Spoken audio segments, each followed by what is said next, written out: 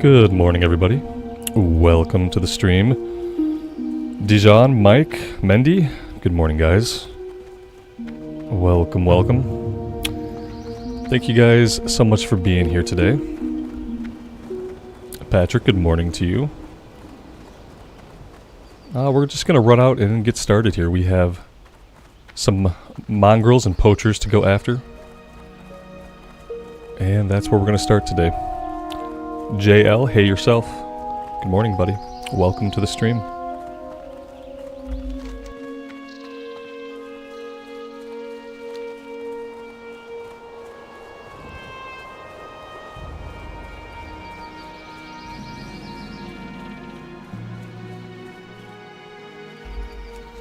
I am thinking that we should probably hit 24 today. I don't think we'll get 25. But I do have faith that we can get 24. Which means we should have this character maxed out by tomorrow. Which means we can think about what else we want to do before the level band opens up on the 8th. Chris, good evening to you. Welcome to the stream. Thanks for stopping by. Devin, good morning. Welcome, buddy.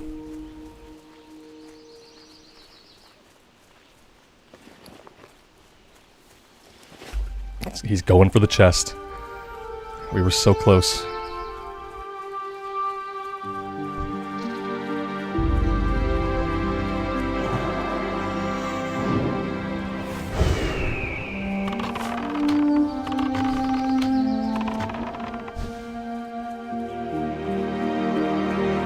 Oh, I forgot that Redridge is a contested area.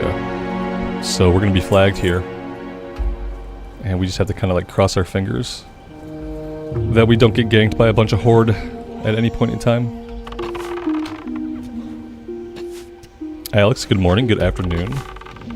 Welcome, welcome.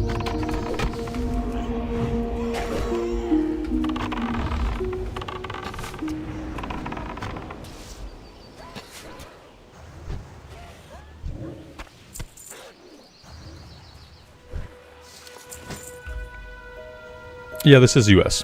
It's Lone Wolf, which is US. They're all in Central Time, or Mountain Time. Yeah, US Mountain Time, which is 2 hours behind where I'm at.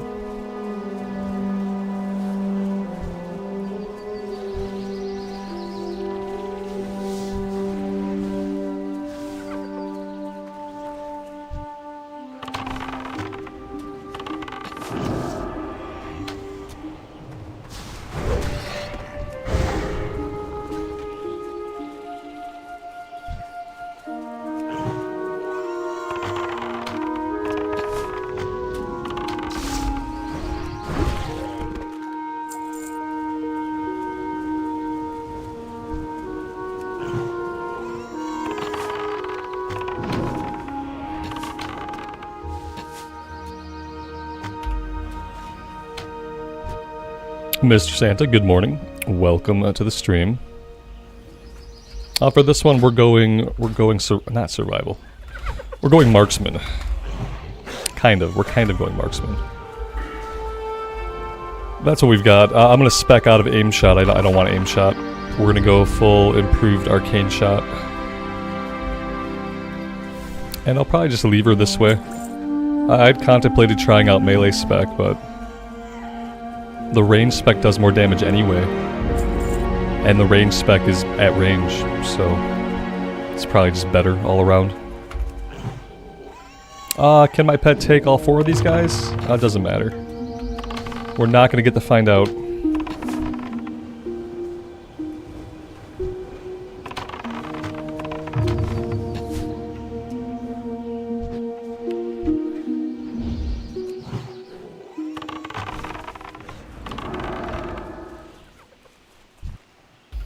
BM is better for leveling. I would believe that in any other version of the game. I don't think it matters, honestly. In Season of Discovery, most of the specs are so powerful that I don't think it matters.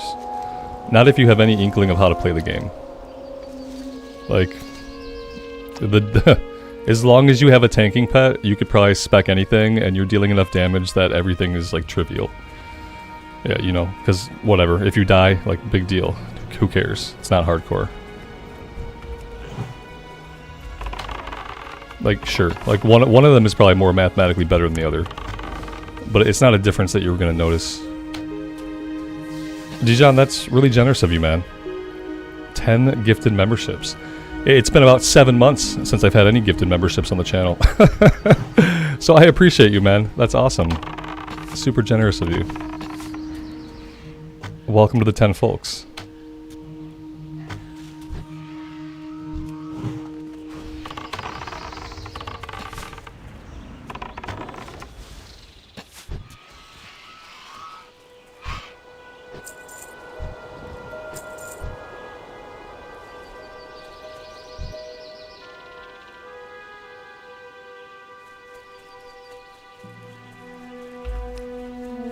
Apparently my wife got sniped. I'll have to talk to my wife about letting her membership lapse. I feel like that's an issue. I'll have to talk to her about that. I'll let her know she got gifted, but that she better re-up. I appreciate that, man. Thank you for saying so. I try to be chill most of the time. There's like 10% of the time when I get worked up about one issue or another. But even when I get worked up, I still try to be relatively chill about it.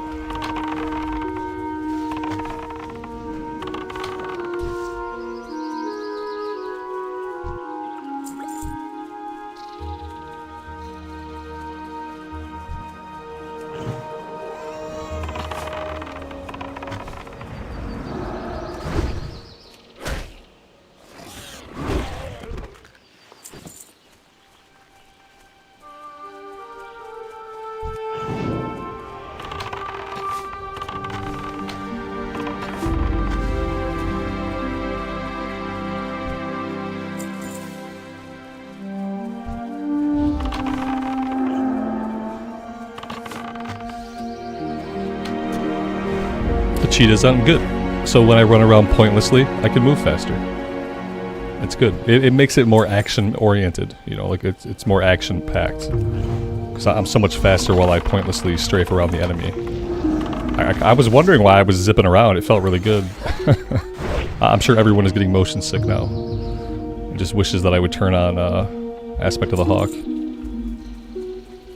At this point, it's almost like the running speed is helping me actually tag some of these guys, because everything is getting, like, tagged immediately. So, maybe I'll keep the running speed for the time being.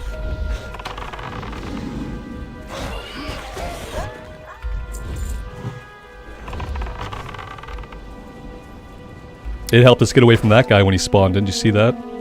Cheetah for the win.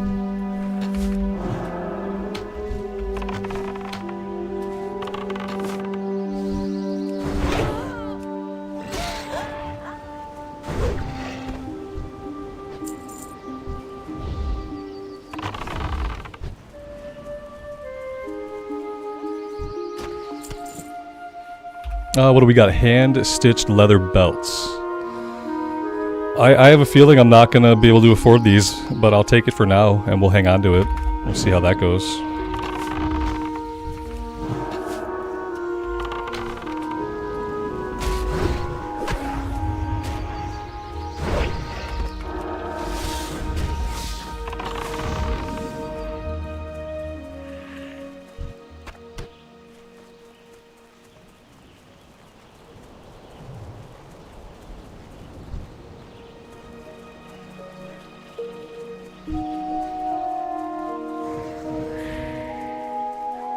$8 to 10 silver? That's not bad.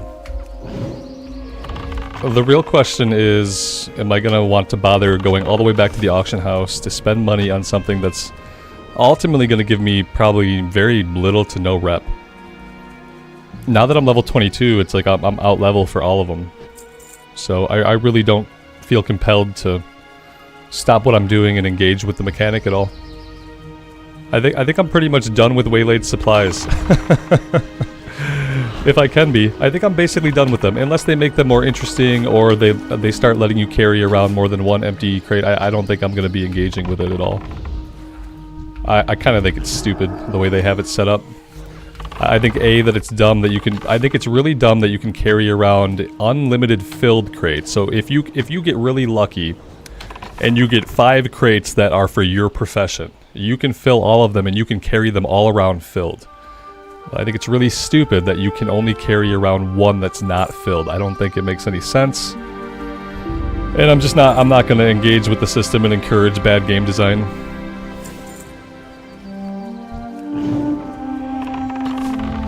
The alternative would be they could have a turn-in guy like standing in every quest hub. And that would fix the problem too. That way when I want to dump the ones that I'm not going to fill, I don't have to go back to Stormwind or Ironforge or Dornassus to do it. But unless they make one of those changes, like unless they make it so I can carry around as many empty orders as I want, or they put turn-in vendors in the towns, I'm not going to engage with it at all.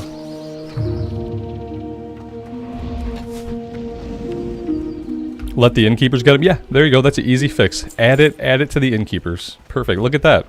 Look how easily it's solved. Yeah, I'm not gonna encourage bad game design by engaging with a mechanic that sucks. If they've changed so much, it would be an easy change. And it feels like the only reason not to change it is pure stubbornness. Which I don't really appreciate. Speaking of stubbornness, I'll go ahead and I'll go to Aspect of the Hawk. I'm also going to pop an Elixir of Wisdom. An Elixir of Wisdom.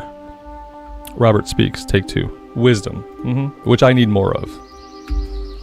Along with speaking skills. As you can tell, I'm on this morning. I'm totally on.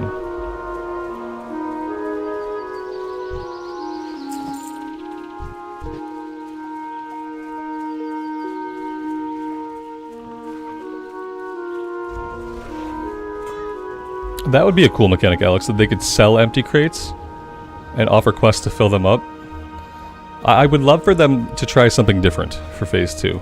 I would love for them to change it in some way. I have a feeling they're just going to leave it exactly as it is and make absolutely no changes to it. But it would be really cool if I was wrong about that. I'd love to be wrong about it. Oh yeah, run-in and arcane explosion. Okay, that's, yeah, no. I guess I can't help you. Have fun with that.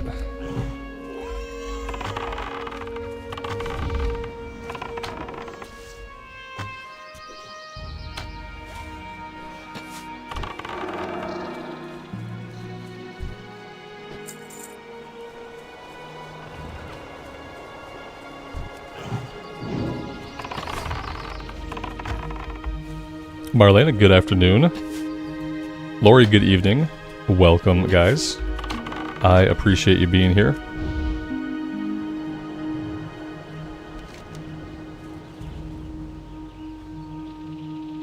A lot of people would argue that everyone would just auction house their reps, so what? People auction house the entire game. People buy gold and then they go buy their pre-raid best and slot off the auction house and they buy all their pots and like people auction house everything. Who cares? I don't see that it makes a difference. I don't see that it makes a difference or justifies just having a bad gameplay mechanic in place. Yeah, I mean, people will complain about anything. Like, I'm complaining right now about the way that it is. If they change it, somebody will complain about that. Like, as a game designer, it's kind of your job just to recognize when something is fun and when something is not fun. That's just, like, your basic job. And if people complain about it, that's fine. But you have to know, like, well, we made something that was fun. So complain about it if you will. But when you make something that's not fun and people are complaining about it, as a game designer, then it becomes your job to figure out how to make it fun. And running back to the city every 5 minutes when I get a crate is not fun. So, for some reason, out-leveling every single crate by the time I'm level 15 and not being able to get any rep from them at all unless I artificially slow down my leveling progress to fill them, that's not fun. Like, there's nothing fun about them. And that's bad game design, because games are supposed to be fun. And so I'm not going to be doing them. Not in this phase, not in the next phase. And that'll mean I miss out on stuff, and that's okay. I'm okay with that. Yeah, inflation is real because they sell gold. In this version of the game, the gold is sold illegally. In other versions of the game, the gold is sold by Blizzard Entertainment, or now Microsoft. So yeah, there's inflation because people can artificially purchase gold that they don't have to work for in the game. It gets pumped into the economy, and then prices go up. Prices go up. They're like, hey, people have lots of gold now. Let's raise all the prices. So yeah, there's not really a solution for it, sadly. The solution would be to hunt down every bot and exterminate them, and then to not sell gold themselves. But since they won't do the first thing, they can't do the second thing.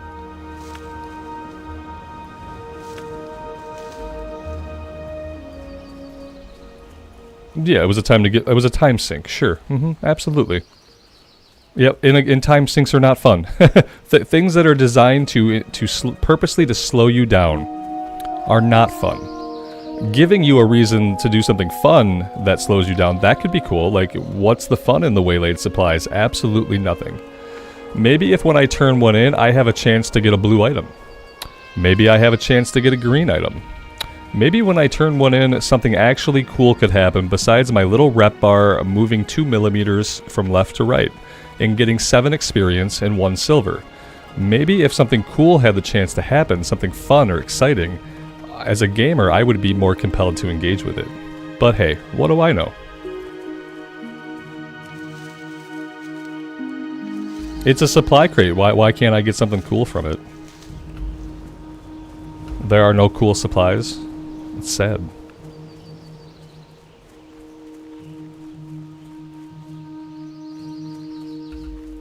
Karen, good evening. Welcome to the stream.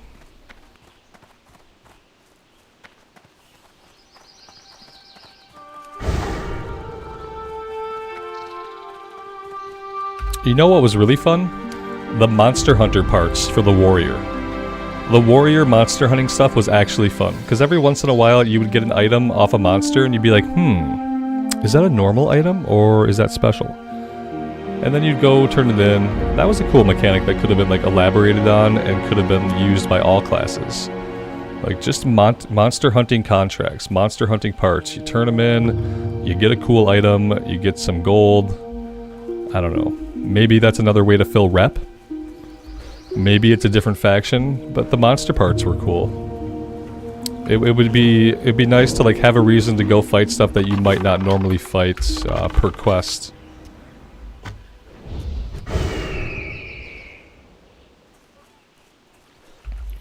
Yeah, if they had good items in them, right? Yeah. Yeah, there's lots of fun things they can do with this. Like, I don't know. I'm really hoping that there will be changes. You know what I mean? Like, I'm hoping that Phase 2 opens and, like, stuff will be a little different and they'll experiment a little bit more. If they stop experimenting, then I don't know, like, what the longevity of seasons is. If they're gonna have these phases where they say, hey, we're gonna stop at each level, we're gonna analyze data, we're gonna wait, then we're gonna pop the next level bracket out. If they're gonna do that, the only good reason to slow people's progress is if you're going to make significant changes from phase to phase.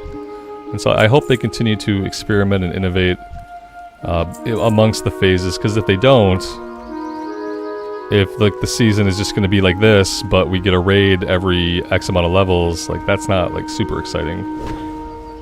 Because realistically, how many new abilities can they pump us full of? If that's the only, like, thing that's gonna change is, like, we get some more abilities, like, how many abilities can they pump us full of? I guess eventually, like, maybe they just open up more slots and we get to, like, double up. Like, I'd love to be able to use Explosive Shot and Chimera Shot. And Carve. Hell, I want all of them. If I could put one on my boots and one on my belt, you know, that would be cool. And then I could just have access to all those buttons and be incredibly overpowered in all situations. That'd be a neat change. When will I stream hardcore content again? I don't know. I can't say. At some point, yeah. At some point I will, I'm sure. Maybe even as soon as this character hits level cap. I don't know.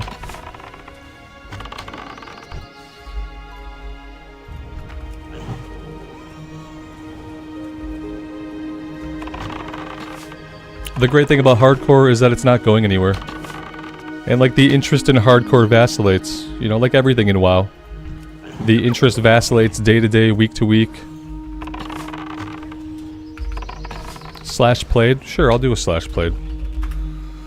Why not? 1 days, 1 hour, and 31 minutes. So like 26.5 hours so far. I'll probably be at 32 to 35 hours by the time I hit cap. Mainly because I don't level that quickly.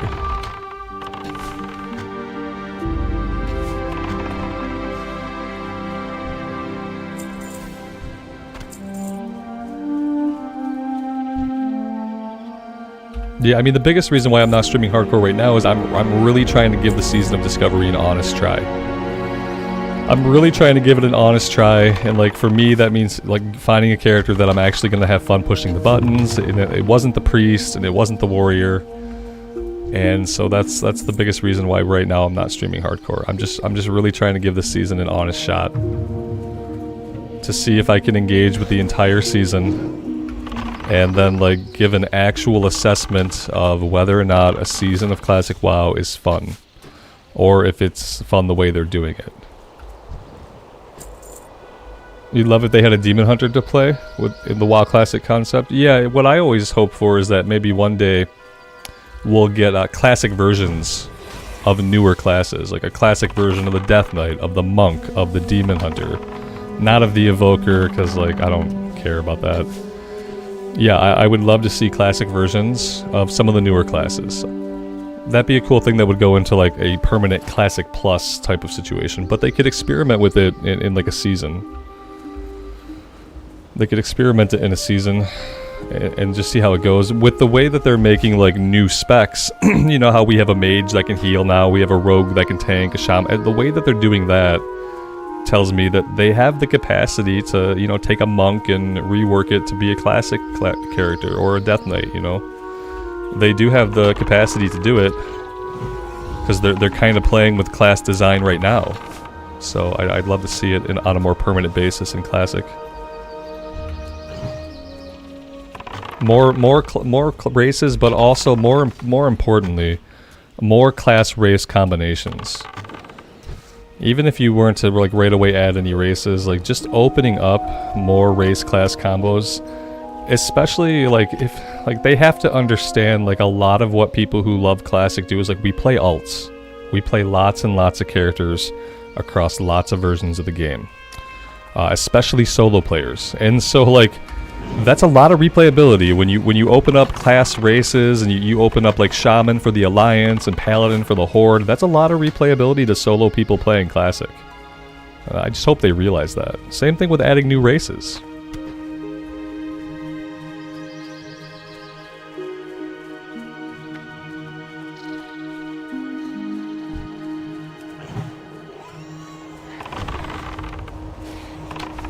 Dijon, that's awesome, man. I'm glad to hear that.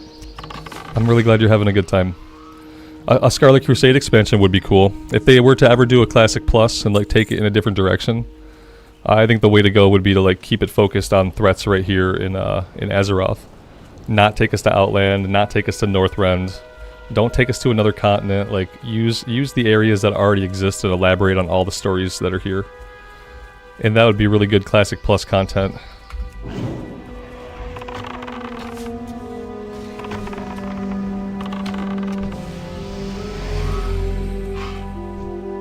I don't need these guys because I haven't ran to Goldshire yet. I have a quest I have to do before I can even worry about these guys. So we're done with the gnolls. Yeah, let's go turn this one in, and then we can go after like spiders and boars and other things back this way. Could be a good idea. I don't know if I want to go after the Murlocs yet, or if I just want to hold off on that for a little while. Briarthorn I definitely need. Briarthorn is what I need for Elixir of Wisdom, which I'm kind of skilling up off of right now. We have lots of Mage Royal. I just need like an equal amount of Briarthorn.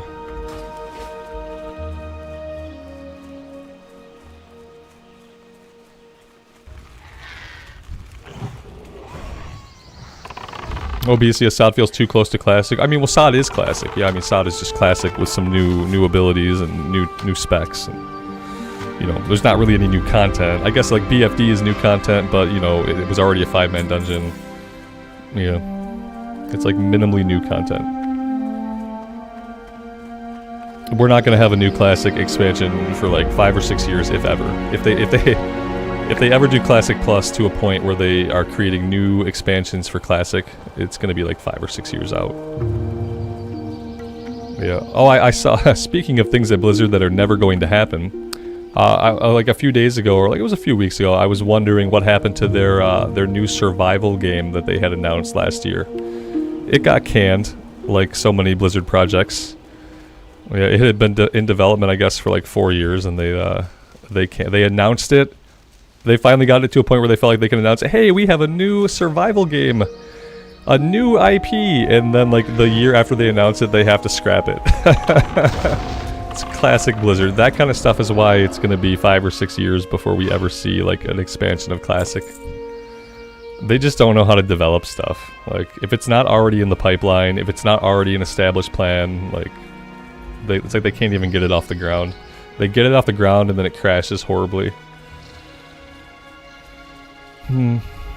Rip the survival game. Yeah, exactly. I was wondering, like, when we didn't have a big trailer at BlizzCon, I was very suspicious. Need help? But then I thought, like, well, maybe it's super early in development. Like, no, it had been in development for years. They just shit-canned it, like they do all their ideas. All their ideas that don't come pre-baked with an in-game store and a WoW token, like, they basically shit-can them. Because they know they're not going to make any money off of it. Like, Blizzard is not allowed to make, like, games anymore that are, like, kind of like standalone games, you know what I mean? It has to be WoW. It has to be something where people can buy stuff on the store. That's why we lost StarCraft. That's why there's no StarCraft, because you can't just make an RTS. It has to be live service, it has to be MMO, it has to always be asking you for more money. And if it's not doing that, then it's not profitable, then we can't develop it.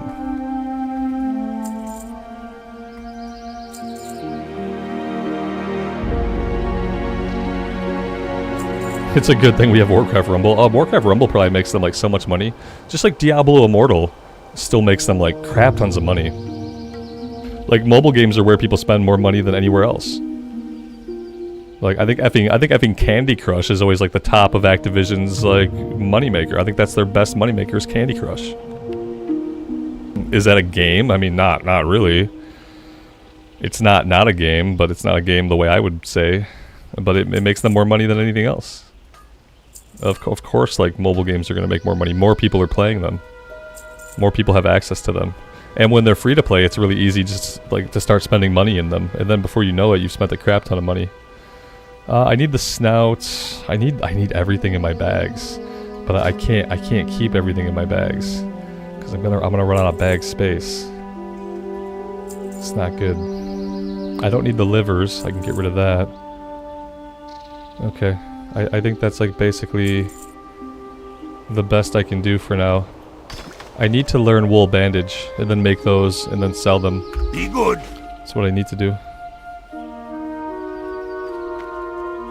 Yeah, Bran, exactly. It's why we're never going to see a Warcraft 4. Right, because why would they make a Warcraft 4? Why? Because they just have to make another World of Warcraft expansion. Like, why make another War 4? It doesn't make sense.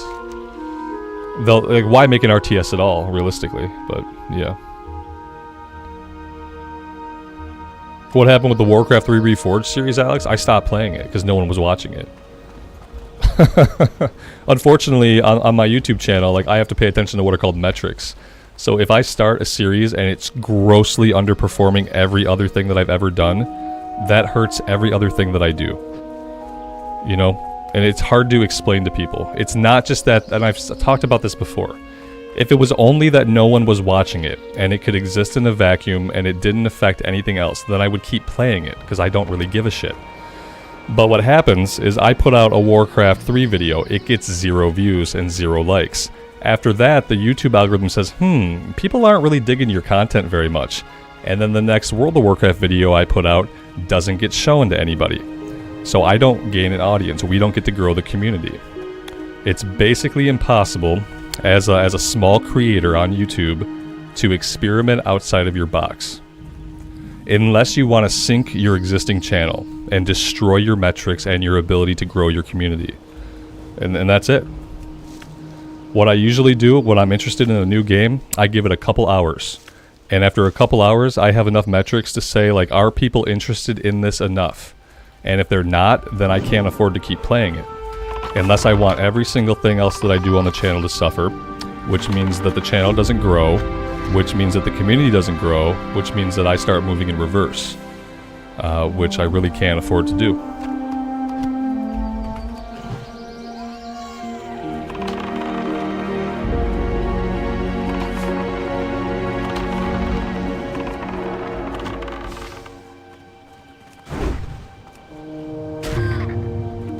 Especially when I'm also streaming. Like, when I'm also streaming, it makes it even worse, because I have two choices when I stream. I could let the VOD live on the channel afterwards, and then some people get to watch the VOD even though the stream is gone.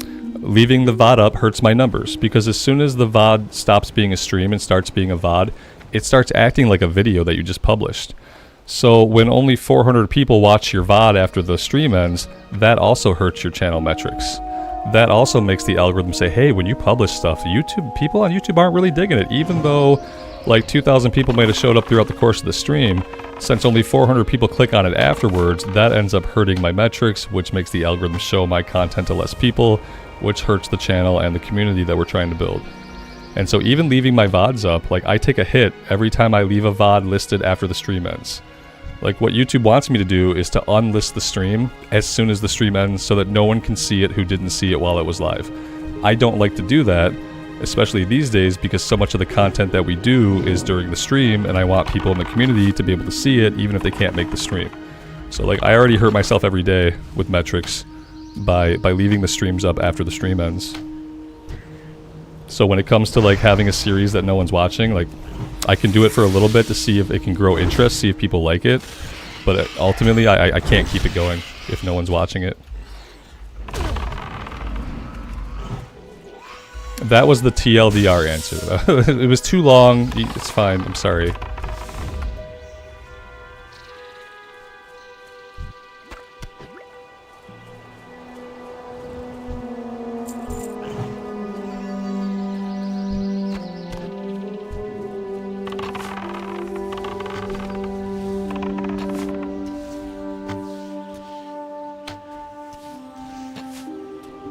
You don't have to have a math. You just have to pay attention to stuff. You can't ignore your metrics, basically. YouTube makes it pretty easy to see what's going on with your content, what's going on with your channel. Like, you don't have to be a genius to figure it out, but at some point, like, you do have to listen to, see the trends, follow the trends, and like understand what's happening. And if you're trying to go against data, you're gonna lose. Like, if you're doing something that's not working and you keep doing it to stick to your guns, you're gonna lose in a big way, and it's very impactful very quickly. That's the scary thing, is it doesn't take long. Once you put out a couple of videos that don't do your channel average. They don't do your channel average. You put out a couple of videos like that, and the algorithm will sync all of your content for a while after that. It happens pretty instantaneously. It doesn't take long.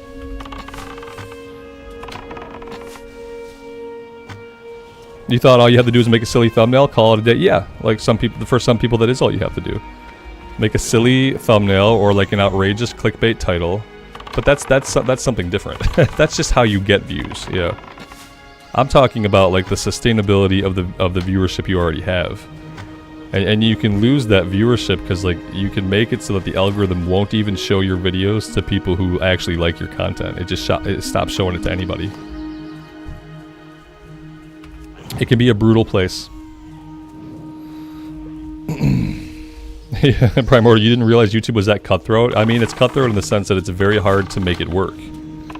It's very hard to, like, be a successful channel and to feel like you're growing your community at any point. I'm really lucky. Like, to even have you guys here that are here every day, like, I'm incredibly fortunate. It's just, it's really hard no matter what you do to grow your community. Unless you resort to, like, you know, not really above board methods. Ryan, do I stream on Twitch? Oh no, I wouldn't touch Twitch with a 10-meter rod. It's a freaking cesspool, and every day Twitch gets worse for creators. It gets worse and worse. YouTube will probably go that way too eventually, but Twitch is horrible.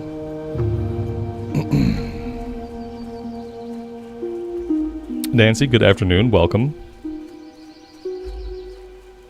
Travisine, it's going okay. Welcome to the stream, buddy. Yeah, that's how the algorithm works.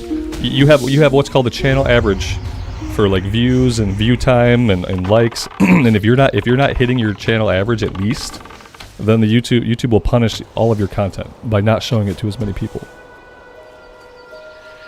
So yeah, you really have to pay attention. Like is what I'm doing working? Are people liking it? No, then you really can only do so much of it. It's why you hear, and this happens on Twitch too, it's why you hear creators talking about like having burnout, you know, like sometimes people get stuck playing a game and they have to keep playing that game because it's the only game people want to watch them play. You know, this happens to people. And then they get burned out of playing that game. I'm really lucky in the sense that WoW is like 6 different games. So even if I get burned out of one version of it, I can flip over to another version and I can keep having fun. Let's say you were stuck playing Diablo 4. Diablo 4 is currently a horrible game, but if you had a viewership that only wanted to click on your Diablo 4 stuff, you could not go play Path of Exile even though they are a similar game, because nobody would want to watch you do that. The algorithm would not show that to people at all. And so people kind of get stuck. And burnout is one of the biggest reasons why you lose like good creators, is they get stuck doing one thing. They don't feel like they can grow or change. They don't feel like they have agency over what they do. And eventually they burn out and they go do something else.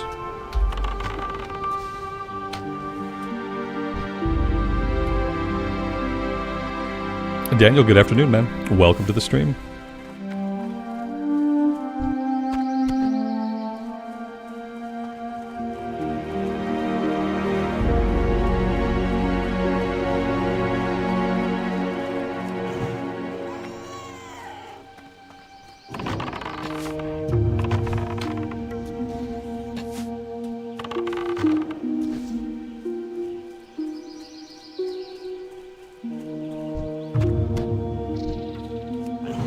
I feel really bad for Diablo 4 content creators.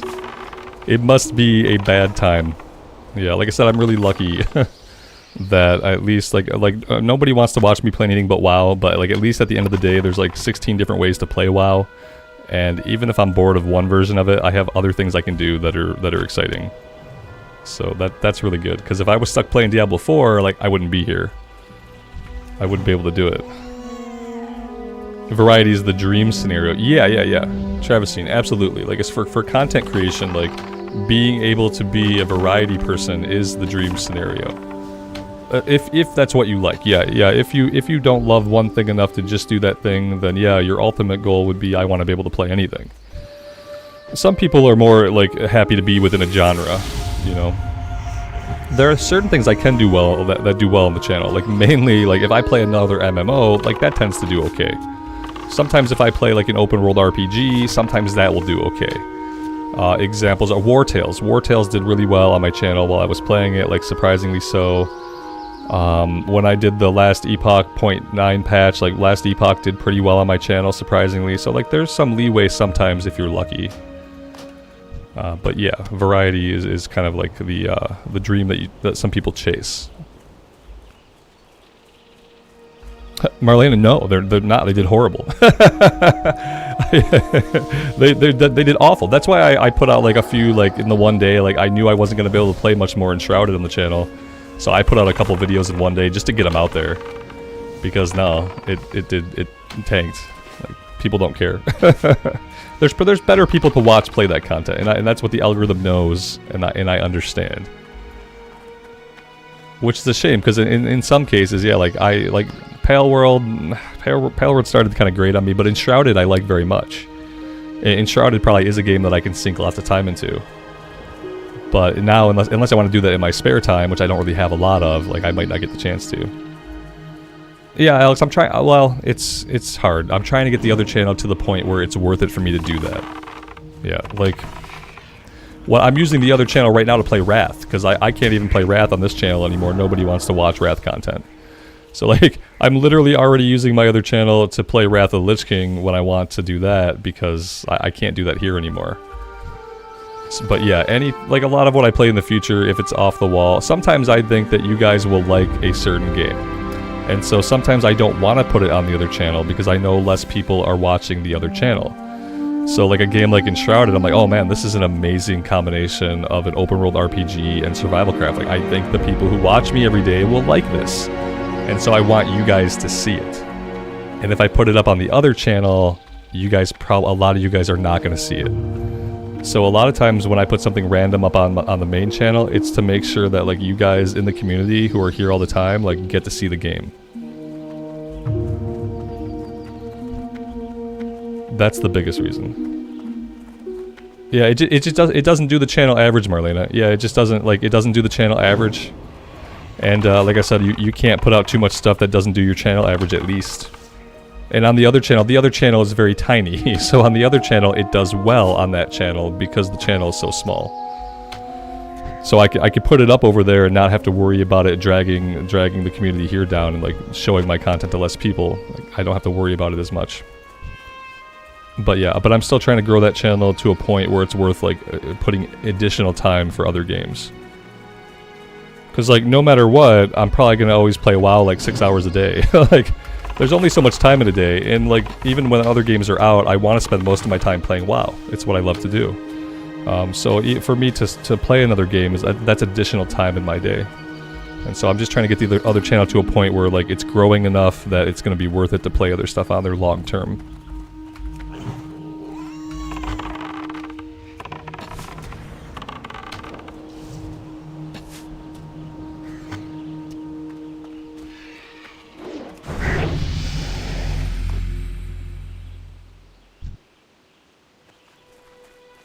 Alright, what are we still looking for? We need Gortusk snouts, we need condor meat, of course.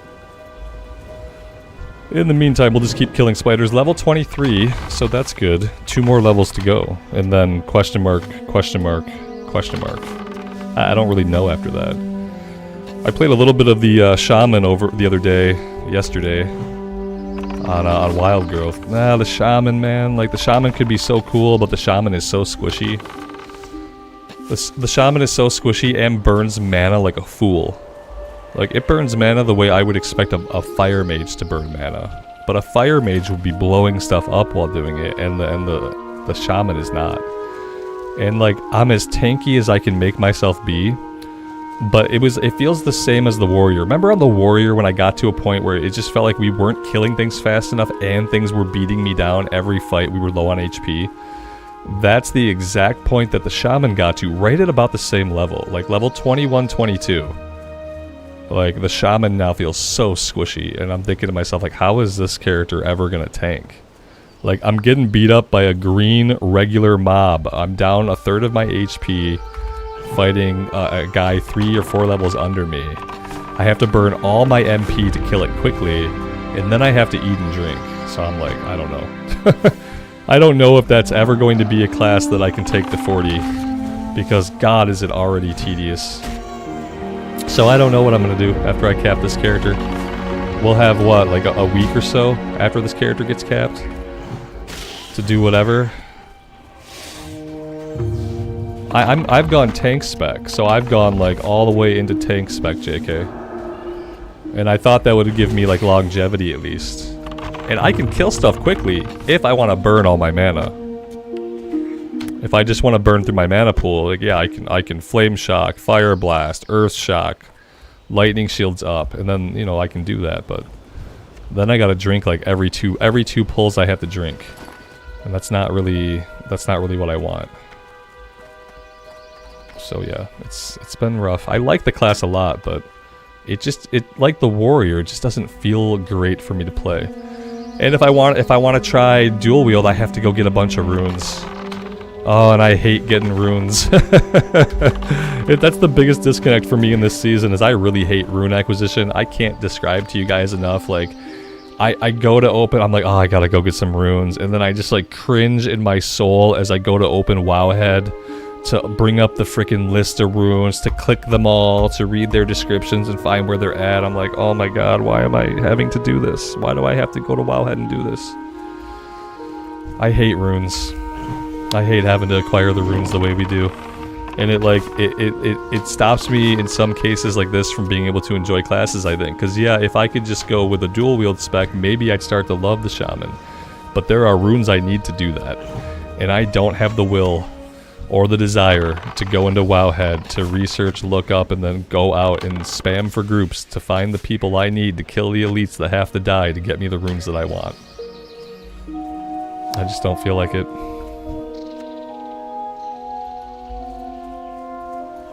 And so I don't know if I'll do anything else in this. I wanted to have a character on Wild Growth that was kind of like a standby character in case this server becomes impossible, but I don't know.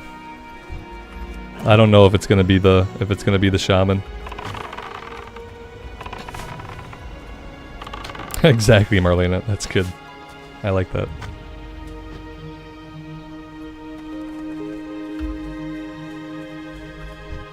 Obviously, your mage always has to drink? Yeah, but on the plus side, like, your mage probably isn't getting beat to shit every pull. Like, my shaman is getting beat to shit every pull, and I have to eat, and I have to drink, or I have to heal. Like, if it was just that I had to drink, that would be okay. It's that I have to heal and drink. And that is unacceptable. I can't tolerate that. Because I know that there are many classes you can play where you don't have to do anything like that. So it's really hard to stick on a class or on a spec where I have to do that when I know that, like, that's not the norm. That's not normal right now in the Season of Discovery.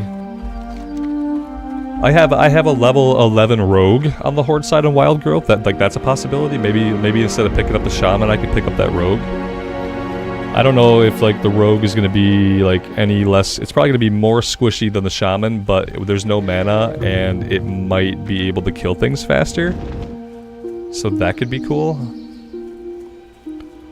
I got burned out on that rogue just struggling to get dual wield unlocked. Like, just struggling through the first 9 levels of just, like, dealing terrible damage. Like, burned me out on the rogue. Like, similar to, like, almost getting burned out on the hunter prior to having a pet, or getting burned out on the druid before you have bear form. Like, the rogue having 1 dagger just, like, killed me.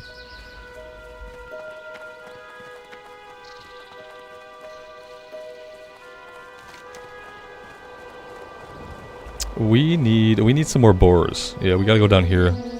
Down here is boar country.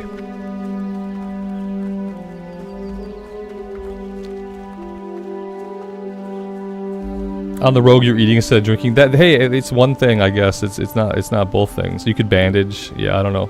Maybe I would just hate every class. Maybe that's the reality. Maybe this is the only class I could play. Oh, we have a paladin on Wild Growth, a human paladin that's only like level 9. But then again, like I know for a fact, like that pally would have to tank because I'm never gonna go through the effort necessary to get the AOE rune, whatever, Divine Storm. I'm never gonna go through the effort necessary to get the Divine Storm rune unless they change it completely. Because yeah, it just seems like a huge pain. Yeah, I wish the warrior just didn't work out for me. That's like a big regret. Maybe if I had gone with a dual wield spec on the warrior, maybe that would have been like the way to go. Because warriors are top damage, but my warrior just felt like a weak piece of garbage. My warrior hit like a limp noodle. And so I have to think that it was just like the build I was using, and that maybe Fury spec is just like 10 times more powerful than arms. That was probably like where I went wrong. Was just trying to do the arms build that I normally do in Classic Era. It didn't work well. My warrior had a blue weapon, like, I don't know, my warrior had okay, I'm talking about my leveling, how leveling felt. And my warrior had okay gear for leveling up in. And it still sucked. Lael, good afternoon, man. We're doing good. Welcome to the stream.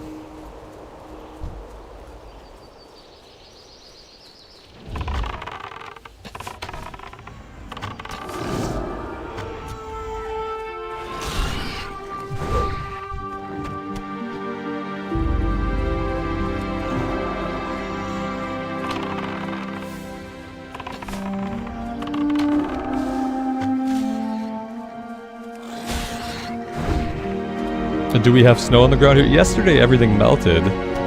So yesterday, like, everything melted. I saw sunshine, blue sky, and pavement for the first time in like 4 weeks. And then overnight we got a dusting of snow.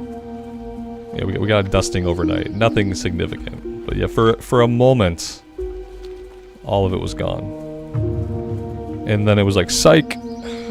Winter's still here, sucker. And so yeah, now we're still here in winter. I'm ready for spring, some kind of existence where I can see the sun and some grass maybe.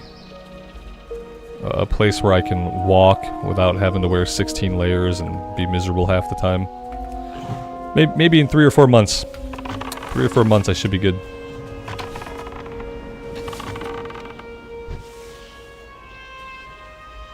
Alex, it started to get really bad around level 21, 22. That's when I remember just like being ready to be done with the character. I actually, like, at some point I stopped streaming it and I went to Duskwood and I just ground out on enemies in my own time because I couldn't stand to play it anymore. And I couldn't stand how playing it made me feel. So yeah, it was around 21, 22 that happened. And then I ground out like the last 3 levels in darkness and silence on my own. There we go. We need to get back and empty our bags. All that good stuff. Justin, I'm sorry to hear that, man. That sucks. I hope that gets resolved for you, okay? I've been there. Many more times than I would like to have in my life.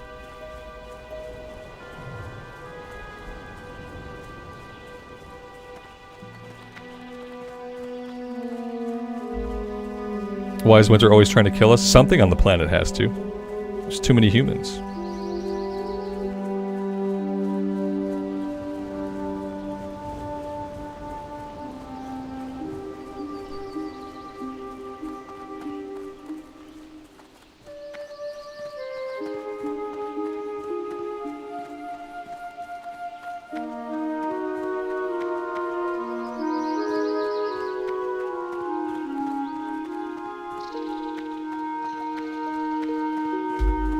Now the question is, like, do I want to go back to Loch Modan and do this now? Or do I want to wait? Maybe we could do, like, the rest of the green stuff here. And then we can go do this. Darkshore, we have level 20. I probably should go around and do those before we lose them. Level 24, I think they might go gray. So maybe as long as we do them by then.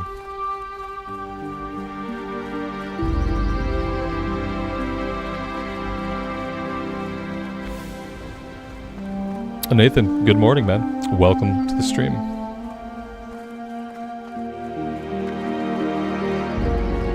Need help? Safe travels.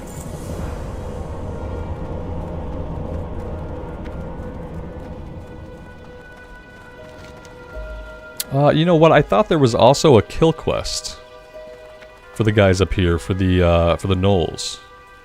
Is there not a kill quest? Or maybe the kill quest is a chain off of like some quest that I haven't done yet. You know what I need to do? I need to go to Goldshire. We have to do this Price of Shoes quest. Do I have the quest? Yeah, the Price of Shoes. I have to go to Goldshire. Let's jump a flight over to Stormwind. I'll turn in this useless box. We'll vendor some stuff. And then we have to run to Goldshire. Hearthstone. Let's set the Hearthstone here. That way, when we're ready, we can just hearth back. We don't have to do the run. We don't have to jump on another flight. Let's just bind ourselves here.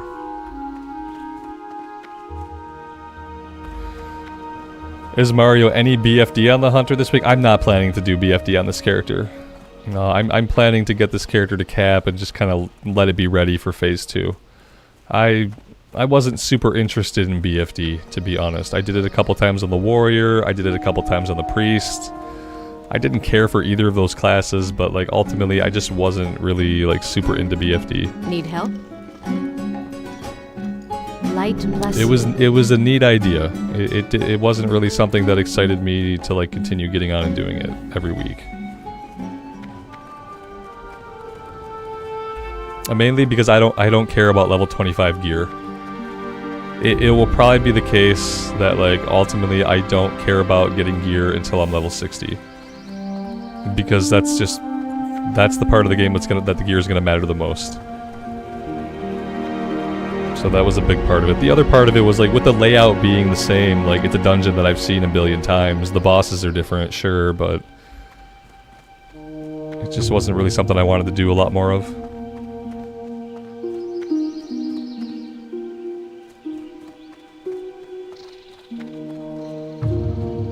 Well met. See you around.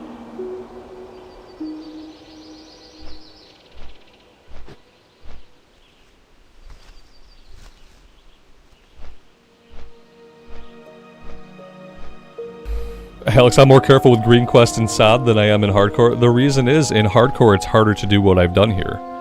Like, what I've done here is I've been able to do all 3 of the starting zones, and in Hardcore I rarely ever get to do that. Now, on the Pally that we started the other day, the Pally is going to be in the same position that this character is in, which is the same position the Priest was in, which is that since we've done Teldrassil, done Moro, and Elwyn, we are way ahead of the leveling curve. And so that's why, like, yeah, other hardcore characters that, like, I only do... When you can only do Elwyn and Dun Morrow, like, safely, you fall behind eventually. Eventually, you don't have Green Quest to do. Unless you want to grind, and we know how much I love to grind. Like, how many times have I just stood around and grinded? Like, hardly ever. 2 times that I can think of. But yeah, these characters, you know, I did all the starting zones. If I go back and I play the Pally, in Hardcore, their leveling will feel very similar to this, where I'll just have, like, a plethora of Green Quest. We'll have Green Quest for days. You know, we'll go into Stranglethorn. Everything will be green in the intro to Stranglethorn. It's gonna be good. But yeah, like, the Hunter is screwed. The Warrior is probably more screwed in Hardcore. Like, yeah, those Hardcore characters, they're behind the leveling curve now. And without grinding, they stay that way. Having rested XP on them helps. But it's not a fix. And then keep in mind, also something different. On this character, I've been able to do some dead mines. And a lot of times in Hardcore now, like, I don't get to do stuff.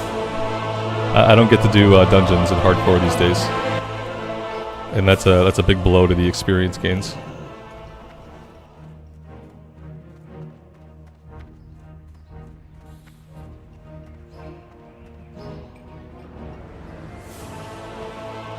I should have went the other way. I meant to turn in this. You know what? Yeah. I talked about it earlier. I'm done with the Waylaid supplies. I'm not doing them anymore. I hate the mechanic. I don't find it enjoyable. I don't care about it. It's not fun. It's bad game design, and I'm not doing them anymore.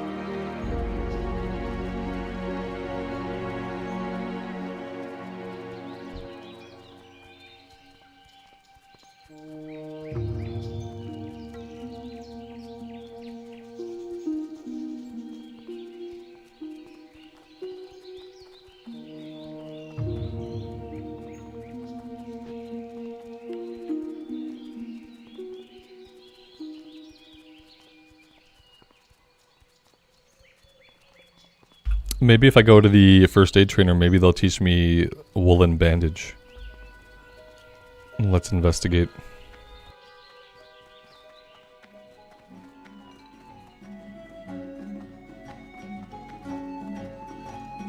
How are you? There we go. Safe travels.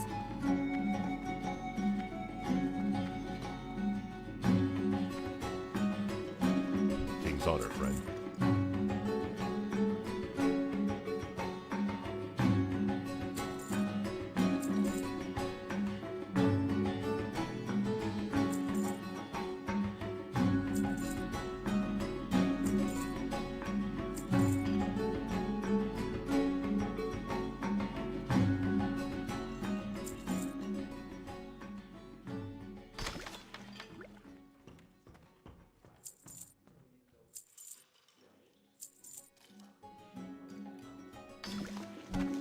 Light bless you.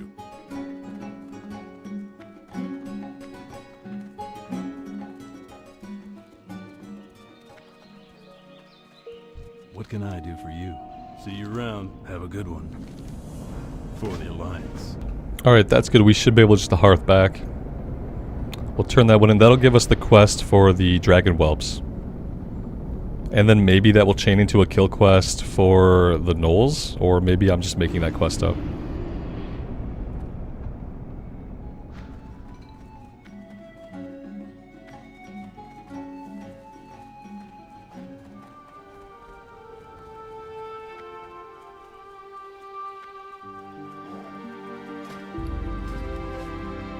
Greetings. Be careful. See you later. Yeah, here we go. Baying of gnolls. Okay, now we're For good. the Alliance. Have a good one.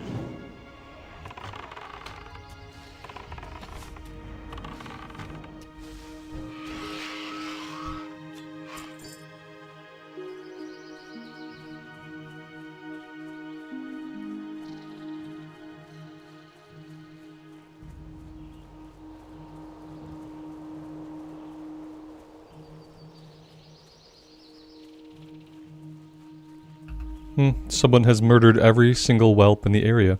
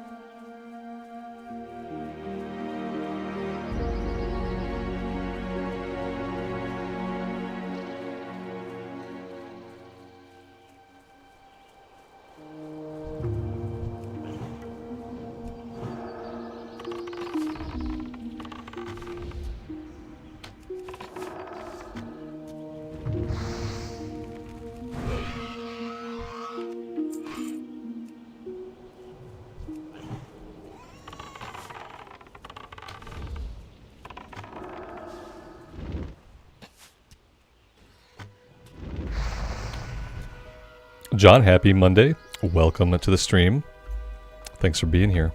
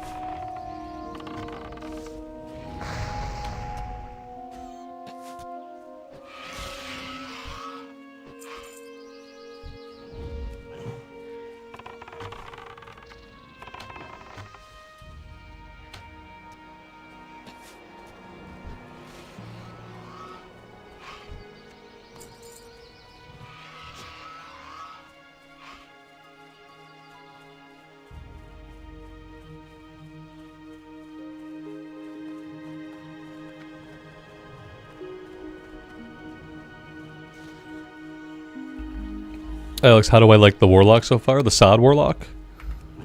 That I'm doing the nighttime leveling on? It's easy to play.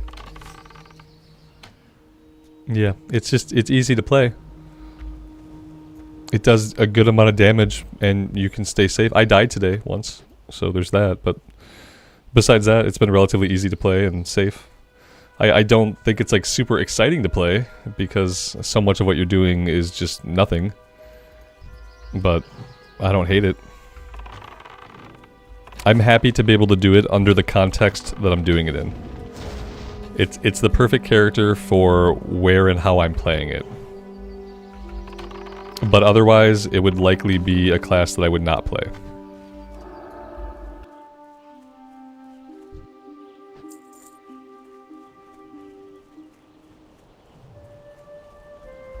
Like, for me, there's just nothing super interesting about the Warlock class.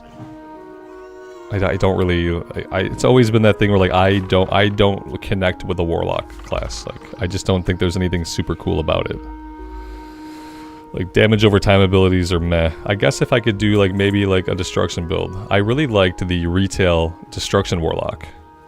Like, I did that Warlock, and that Warlock was really cool.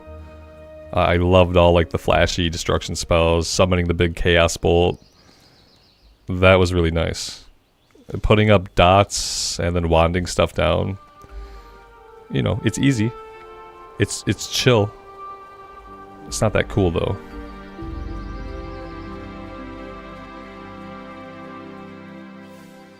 Like, Haunt is okay, but Haunt is just like another instant cast button that it doesn't do a lot. You hit it like once per fight.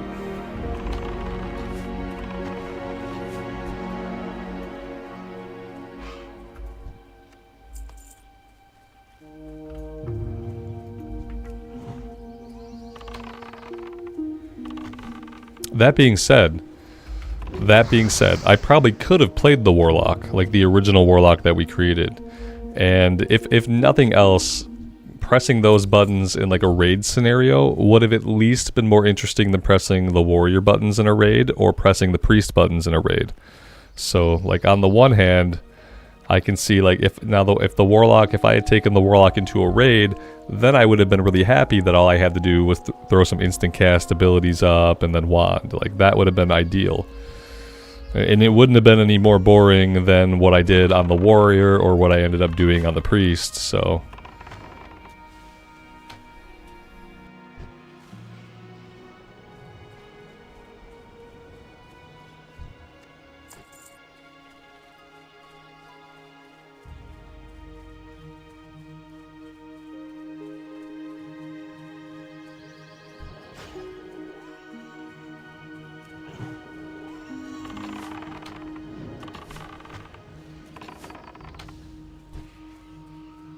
Am I done with this quest and I'm just killing them now? Yes.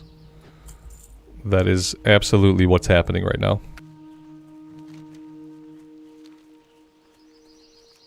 Let's go turn it in. And then we'll head up to the north. We'll work on the brutes, the mystics. We need iron pikes and iron rivets.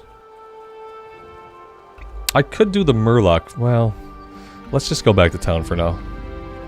We could have done Murlocs and the spotted sunfish, but we can wait. We're gonna do all this stuff before we leave. And destruction was fun in MOP. Yeah, destruction's fun in retail currently, so I believe it.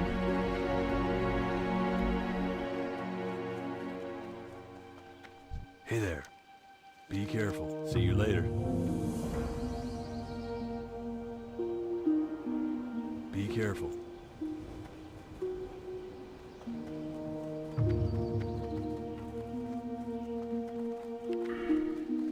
Oh, we have a talent point from back when we hit level 23. I'm gonna put it into improved arcane shot. Once we're max level, I'll respec out of aim shot. We're not ever gonna use aim shot. So there we go.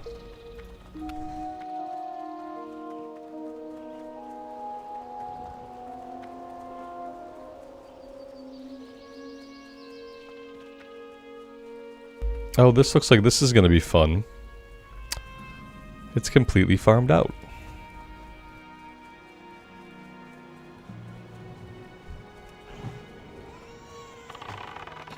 Yeah, 10 silver respec. Yeah, it's not a big deal. I'll just wait till I have all my talent points. And then we'll do it.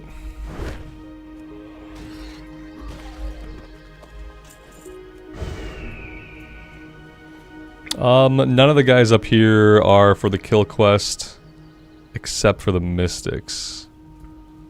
I'm gonna try to just leave these guys alone for now until I can get the kill quest done.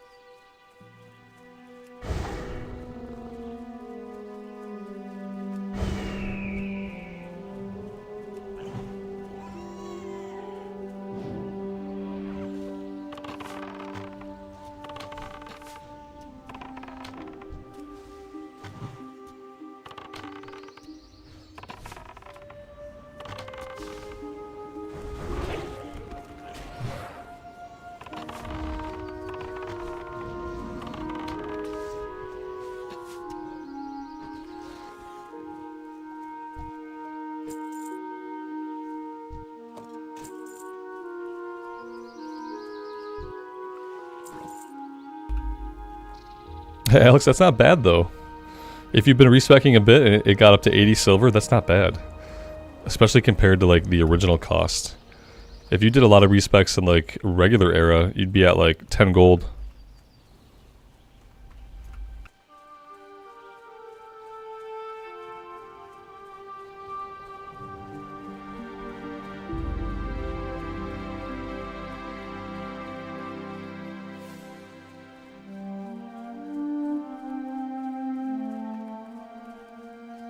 Ideally, they put dual spec into the season. I have a feeling, though, that if they do that, it's probably not going to happen until level 60. So we might have a long time to wait on that. It'd be nice just to have it. And they shouldn't make us pay for it the way we have to pay for it in Wrath of the Lich King. It should just be built-in base functionality to have 2 different loadouts that you can swap between on the fly. Because that makes sense.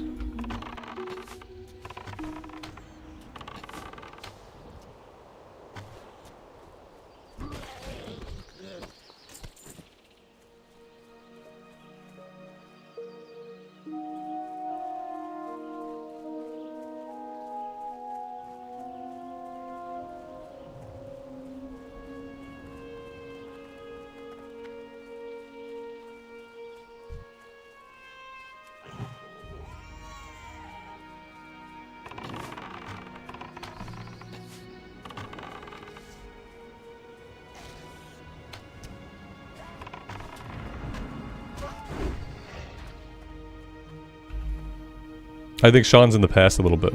Sean, if you hear this, you might be in the past a little bit. I'm assuming you were back when I was talking about the priest and how I felt it was not fun to play. I don't know if I ever saved the raid though. Oh, maybe you're not in the past. I don't know if I ever saved the raid. I did heal a couple times. I threw a couple heals out.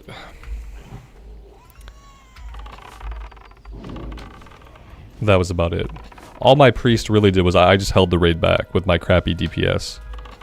That was all. As soon as I stopped coming to the raid, you guys were clearing the raid like every day just fine. Tuesdays, Wednesdays, Fridays, cleared. As soon as I stopped coming. Like the best thing I ever did for the guild to get clears was to stop showing up to raid. That was my biggest contribution. To not be there.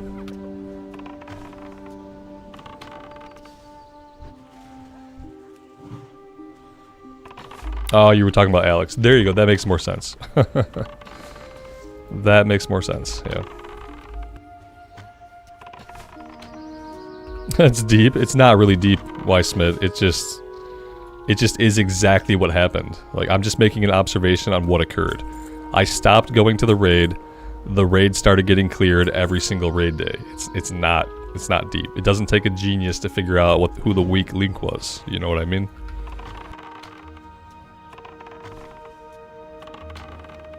Unlike everybody else, I didn't bother spending any time with my level 25 pre-bis. So, yeah.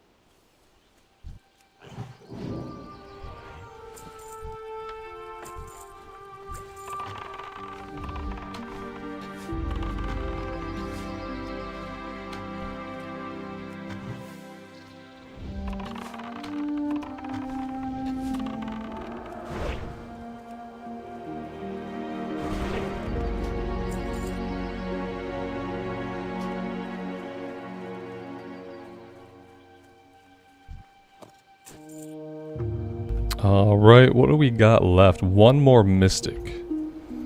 This will be our last one right here.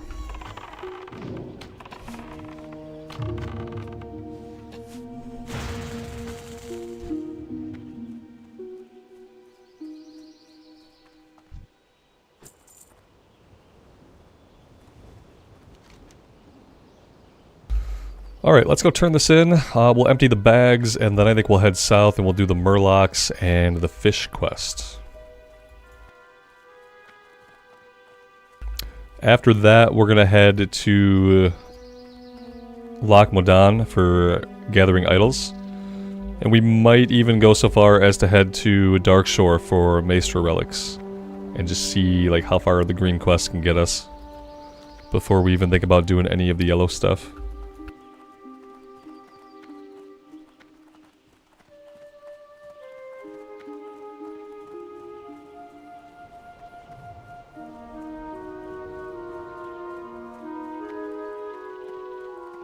Good day to you. Safe travels. See you around.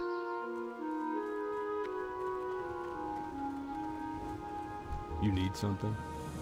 For the Alliance. See you around.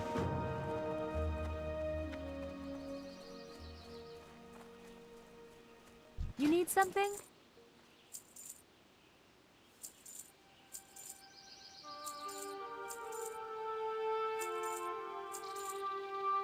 See you around. Kevin Lone Wolf is NA.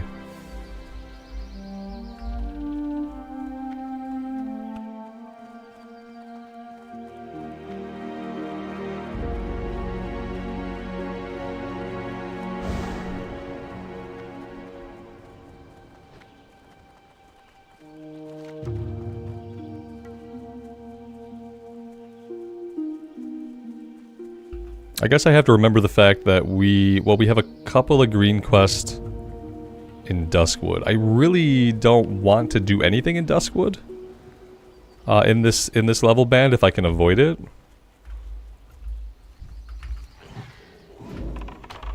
Yeah, if we can avoid it, I'd rather not even touch Duskwood at all until we're going from 25 to 40. We'll see how that works out. Oh yeah, that's right. Is there a lone wolf in EU? Was SOD the time where they named all the servers the same across the regions? They were the same names. Is that what happened? Yeah, that was the day that they didn't type the server names in beforehand. Like, not only did they not tell us the server names ahead of time, they didn't know the server names ahead of time. When the servers started to appear in the server list, they had either no names or fake names. And it seemed like at the last minute they had to input the names. And so, like, NA and EU, we ended up with the same names, right? I forget about that. It's so stupid. I forgot about that completely.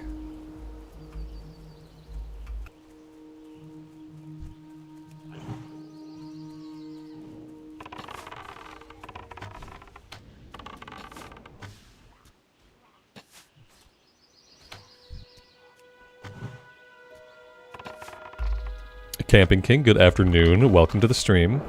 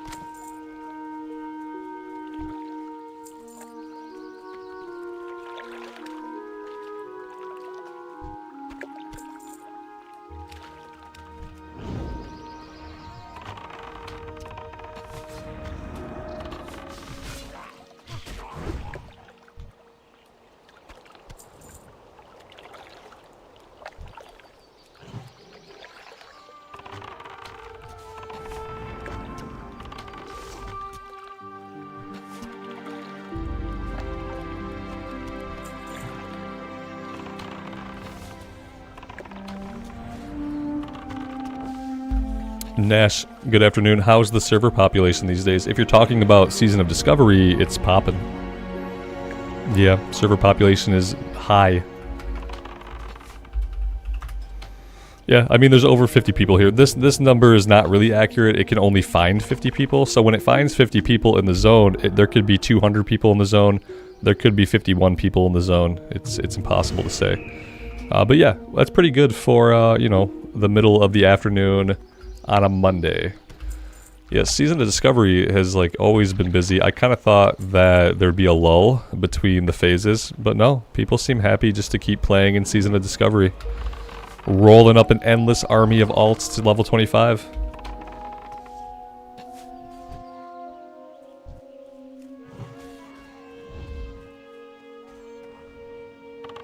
Oh my god, we ran out of mana.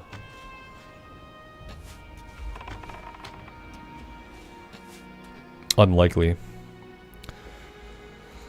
Let's send the pet in while we drink. Let him do some work for us.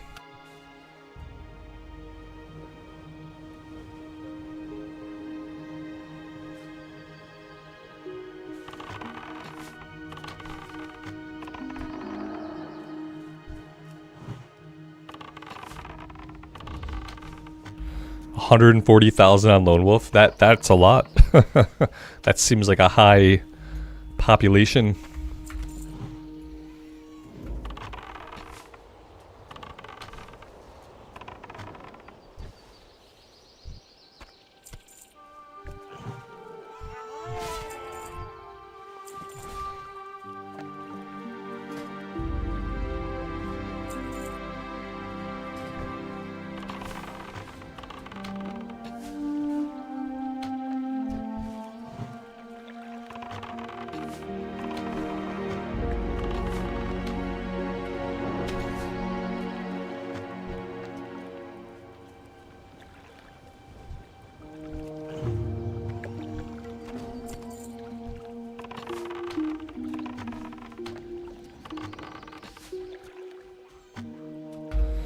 Does Wild Growth have a similar population, or is that like a lower population?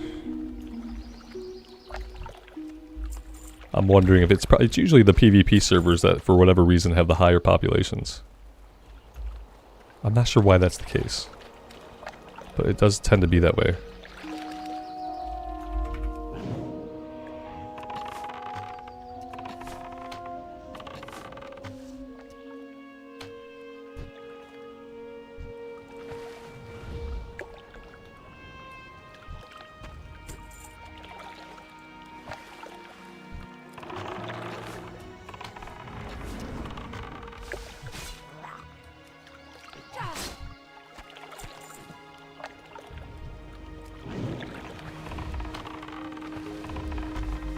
$97,000 Alliance, $42,000 Horde on Wild Growth. That's also really good.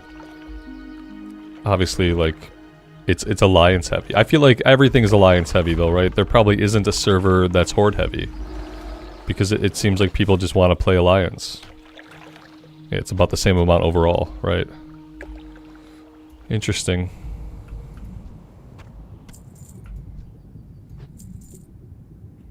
ESO is better than WoW. Oh, that's completely an opinion, and you're entitled to have that opinion. Yep. If you feel like ESO is better than WoW, I mean, that's cool.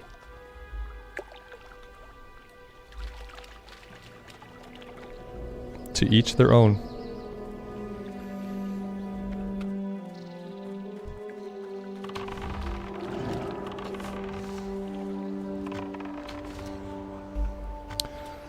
Lone Wolf has 70,000 of each faction. Okay, so the PvP server is actually a little bit more balanced. That's nice. It's nice to see that, at least. Alright, we have all the Murloc fins. We need a couple more spotted sunfish. What is ESO? Elder Scrolls Online. Yeah, ESO stands for Elder Scrolls Online. Which has a lot of good things about it that I like. Yeah. Voice acting, story, narrative, amazing. Characterization of the characters, great. Moment-to-moment pushing of buttons, not so great. Yeah, my biggest gripe with ESO is lack of concrete class fantasy. It's one of those games that lets you equip any kind of armor, any kind of weapon for whatever class. Lack of class fantasy, and just like the combat moment-to-moment pressing of the buttons, it's not impactful, and it's just not that fun. And I've tried a bunch of different classes. That's just me though. Everybody's different, and everyone's allowed to like what they like.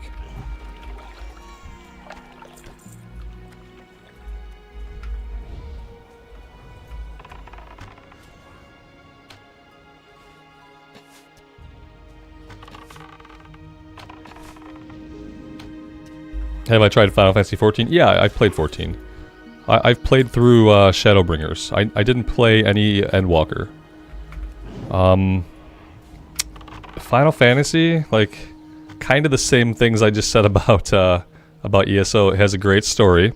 It has great voice acting. It has great narrative. The moment-to-moment pushing of the buttons, just not fun. Now, the class fantasy in Final Fantasy is amazing. I love the classes because I grew up on Final Fantasy games. So all the classes are like really relatable to me. But like pressing the actual buttons and then seeing them happen in the game, it's not as tight. It doesn't feel as tight as WoW. There's like latency or like jankiness or something. I don't know what it is. Especially when you're doing multiplayer content in FF14. It's like kind of like lag or something. Because all the servers I think are based in Japan. Even when you pick a North America server, it's not actually a North America server. You'll look at it and it'll be like 3000 MS. And you're like, how am I connected to an NA server that has 3000 MS? It's like, oh, that's not an NA server. It's a server in Japan that's meant for North American people to play on. But the server's not located here. So there's lots of MS.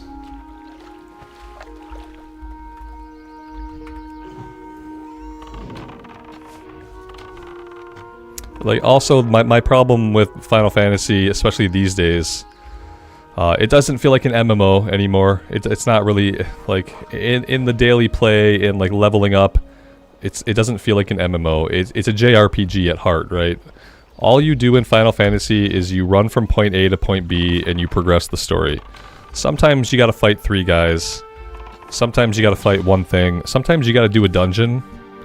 But mainly what you do in FF14 is, well, you just run from point A to point B, you teleport around the map, and you talk to NPCs. It's like a visual novel, basically, with a little bit of running around between story segments. It's not an MMO in the sense that you have to do side quests, and you have to explore, and anything like that. And that's my, like, biggest gripe with it. It's a great JRPG. Probably one of the best JRPG stories ever crafted. But not necessarily like a great, like, MMO for, like, solo players that just want to, like, play an MMO, have it feel like an MMO.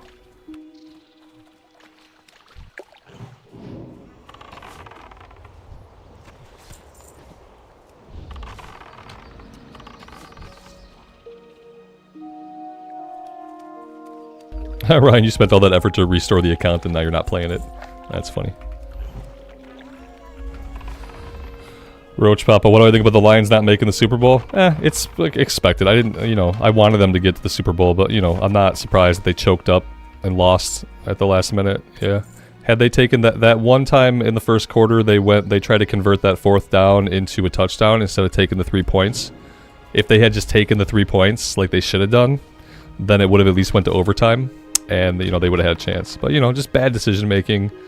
And they choke up, the Lions typically open really strong. And then if a team manages to break their momentum, it's almost like they're a bunch of babies and they kind of get their spirit broken a little bit and they don't play as well. They get rattled, that's what it is. The Lions get rattled really easily. Like, if they do really well to start and then the other team comes back, they just get rattled and they start playing like garbage. It's like typical Lions gameplay. Yeah, I'm surprised. They made it as far as they did and that's great, Maybe they'll have another good year next year. I doubt it, but we'll see.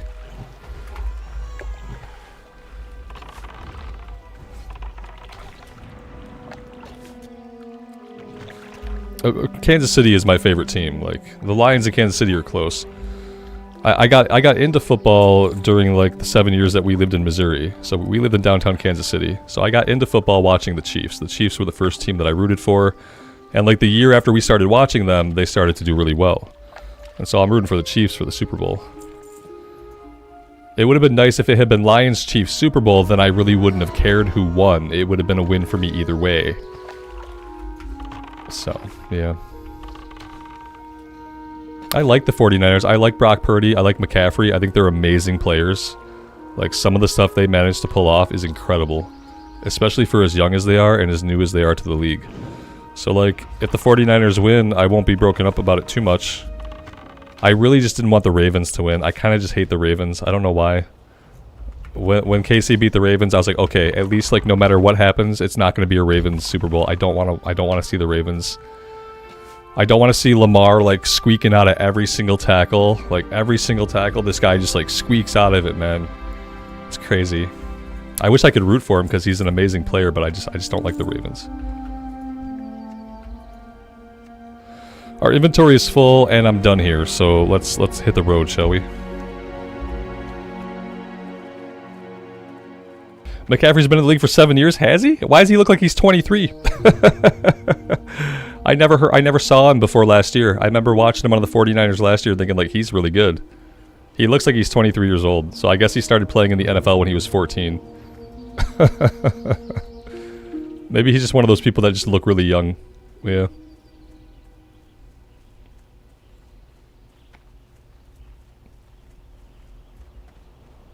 Sorry, I can only cram, like, so much NFL information into my brain before I don't care.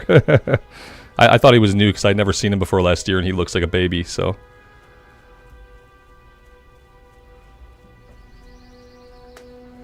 He was on the Panthers for 5 years? Oh, that's why I don't know who he is. Oh, he was on the Panthers. That poor lad. Having to be on the Panthers for 5 years. Oh, man, that really set him back with his career, I would think. Like, that's horrible. What an awful place to be. He's incredibly skilled. So, that's just a horrible... He's 27. That seems about right. Everybody that young is like a baby to me, so I just thought he was newer. Unscheduled gaming, how does the Pally feel in SOD? I don't know. Yeah, I've only got the Pally up to like level 9 or 10 in SOD. People seem to like it a lot. As far as like the lower levels getting an XP boost when Phase 2 starts, Blizzard said that originally. That's what they talked about when they talked about like at BlizzCon and in interviews afterwards. So yeah, they said that, but there really hasn't been any talk about that since then. So I'm still assuming yes, there should be at least a 40 or 50% XP bonus for level 1 to 25 characters after February 8th. But they haven't come out and said anything. So maybe they just forgot. It would be a big bummer if they don't put the XP buff in, because I don't think anybody's gonna level alts at that point. I don't think they're gonna level alts if they have to do the 1 to 25 grind without a buff. It'd be a real bummer. So fingers crossed. We'll see. Farewell. You need something? Safe travels. Have a good one. See you around. See you later. Alright, so all the green stuff is done here. Let's head over to Loch Modan. We'll do Gathering Idols, and then we'll go to Darkshore and we'll do Maester Relics, and then question mark, maybe we'll be 24 by then. And by then we'll probably have to come back here and work on a couple of yellow quests. Oh, we have the Wetlands too. The Wetlands. Do we have any like green questing going on in the Wetlands? Not really. Close, but not really, so we don't have to worry about that yet.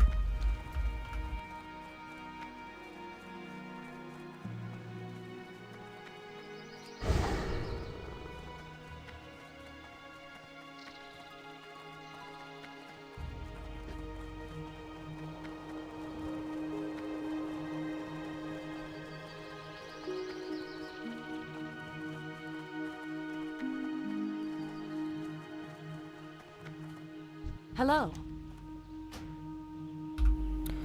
Alright guys, we have a 6-minute flight. I am going to go stretch my legs for the 6 minutes, maybe refill my coffee, get some water. I would advise you guys to hydrate, stretch, make a sandwich. I'll be back probably around the time this runs out.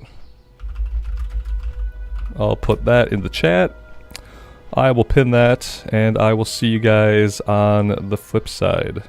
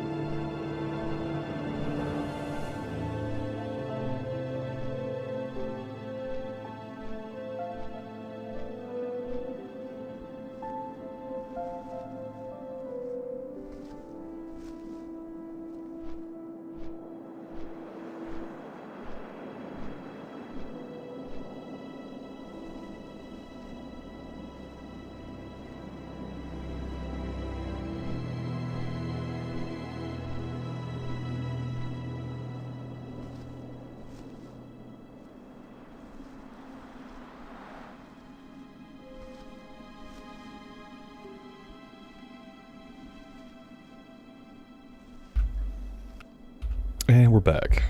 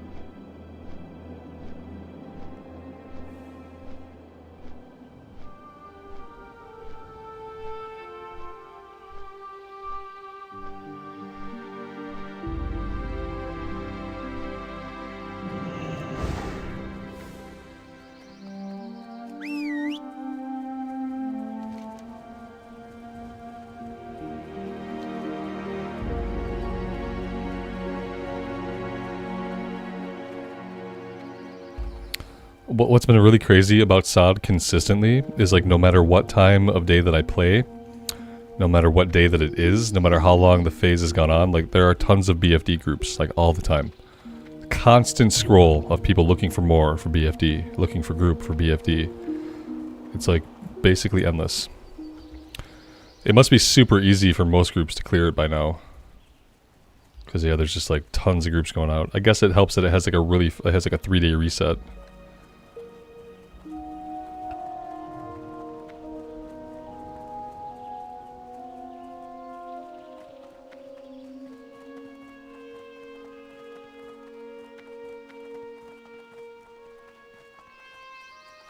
My favorite post, meta lock, looking for group, BFD, meta lock. Just so you know, I am playing the meta. I'm a meta lock. I'm just gonna say that about myself, like no matter if it's true or not, you know. It's only like, it's like a 30% chance that someone even checks my spec. Can you even examine someone's spec in Classic Era? I don't know that you can. I think I tried to examine a warrior spec the other day in Deadmines, and I don't think it let me inspect his talent trees. Yeah, I'm just gonna say meta hunter looking for group. I wonder if that'll help me get into groups. It can't hurt.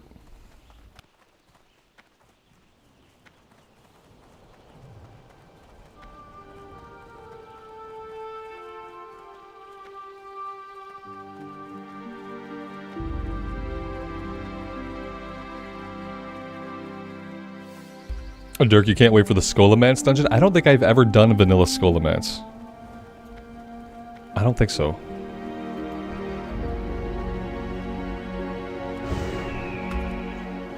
I think the only Scholomance I ever did was the one they eventually added to the Looking for Group Dungeon Finder. Which was like the remake of it, or something.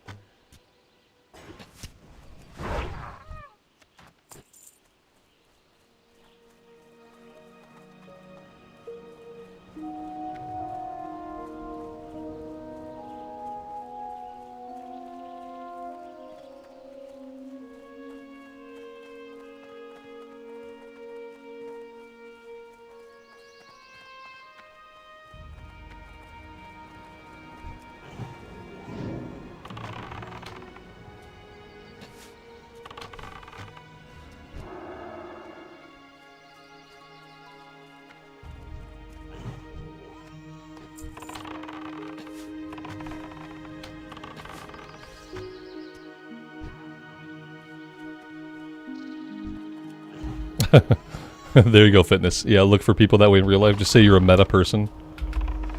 You are playing the meta. Oh, we have some YouTube lag. Delicious, delicious YouTube lag. Let's see if this sorts itself out. We've gone like half a week, maybe even a full week without any YouTube problems. We'll see. If you're experiencing lag right now, the lag is real. Let me check things on my end to make sure that I'm good.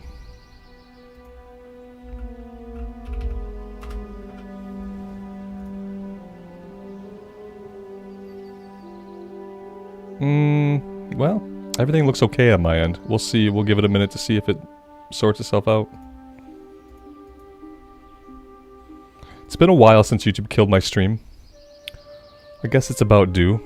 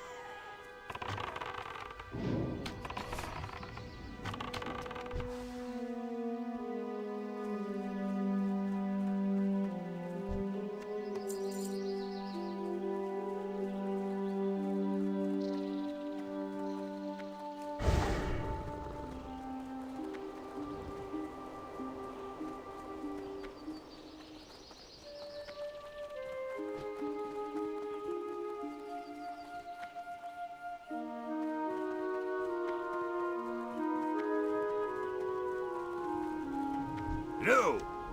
Keep your feet on the ground! Safe travels!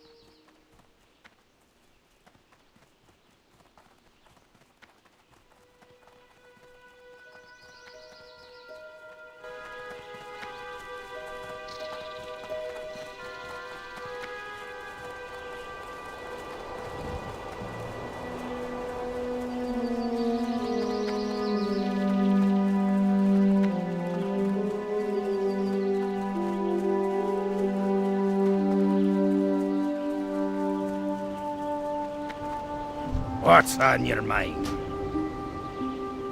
What's your back?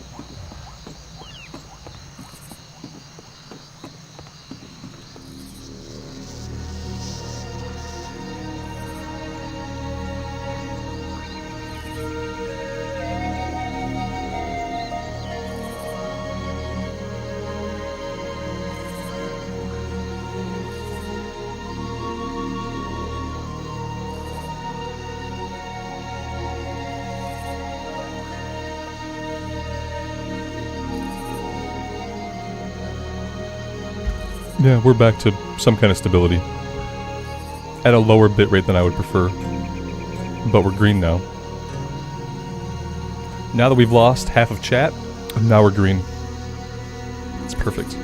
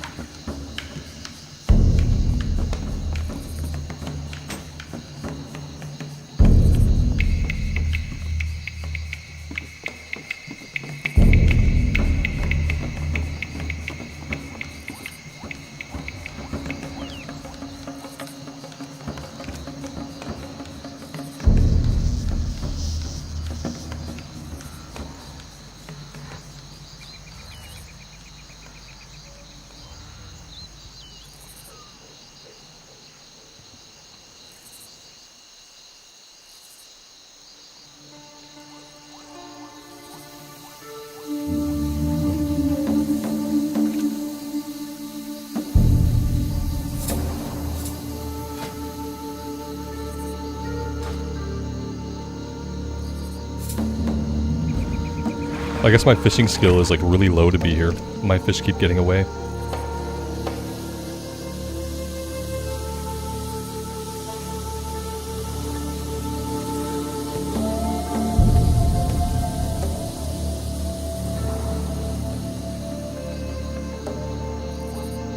It kicked you again, Amy? That makes sense. Like, YouTube's had enough of my crap. They say if you can't have a solid bitrate, they will kick people from the stream. It's fine. I think in the future, like, when I have a lag spike like that, I just have to end the stream, then just come back later. Because yeah, as it is, it dumps everybody out of the stream, and then, you know, once people are out of the stream, why come back? Why not just watch a stream that's not having problems? That would make more sense.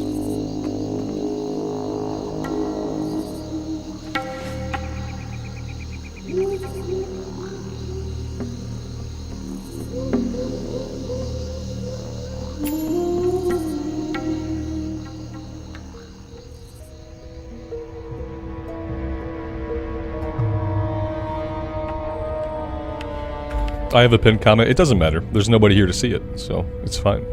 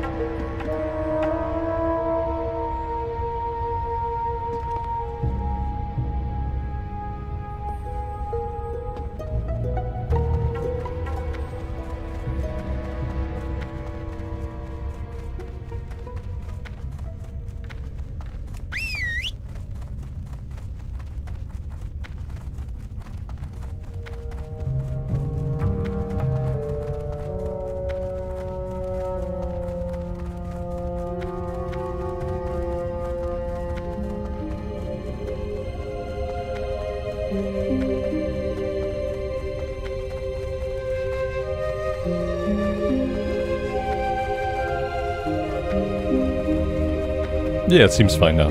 It was long enough to kick every single person out of the stream, or to try to. Which, you know, makes sense. It's what I deserve.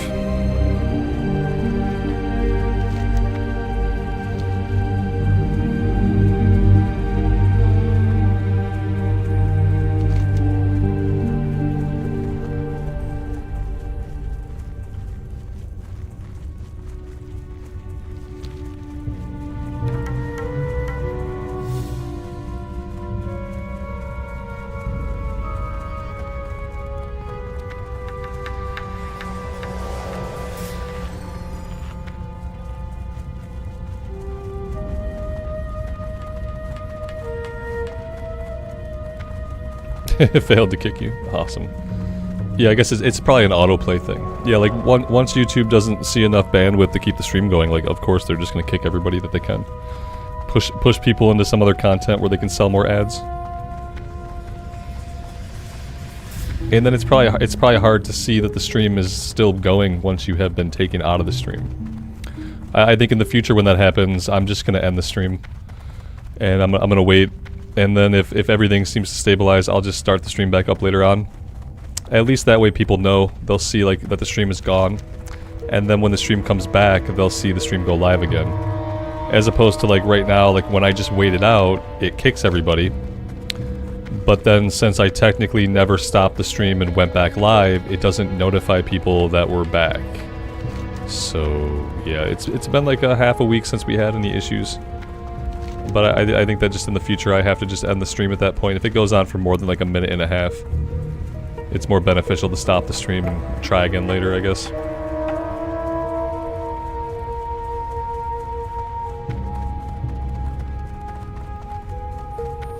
Hey, Blood Moon. Yeah, YouTube just threw some lag. Supposedly it's on my end.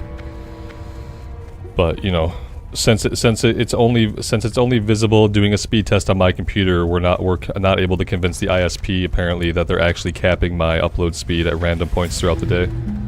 It was the same thing that happened last week. Like I did a speed test.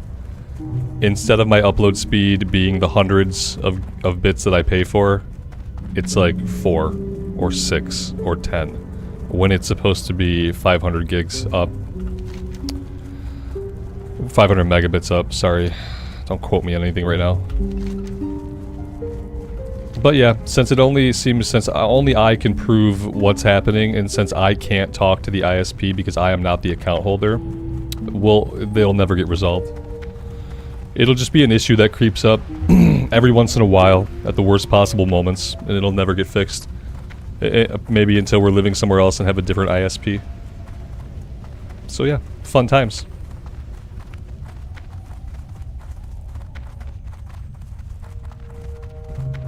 Yeah, that specifically has been more frequent. We've gone like a half a week without any problems, but yeah, and all it takes, it just goes down for like, you know, it was a couple minutes of lagginess. It's enough to kick everybody out of the stream.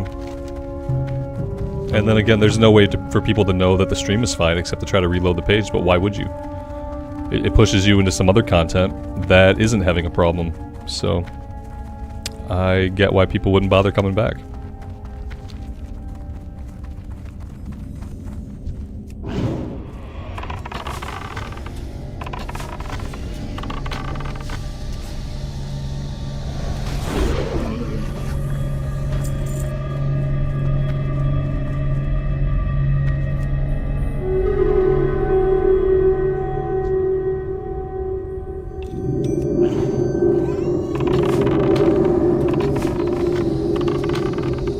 Yeah, if you have autoplay on, it just tosses you into a different video, yeah.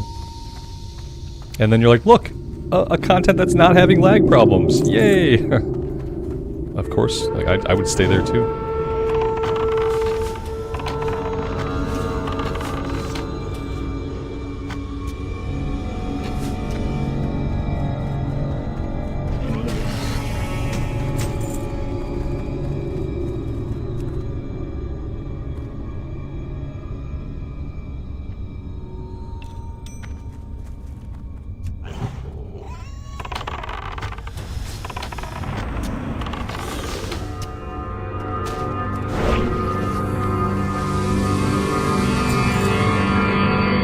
Jason, I think a lot of people, it sent them to like just another one of my videos.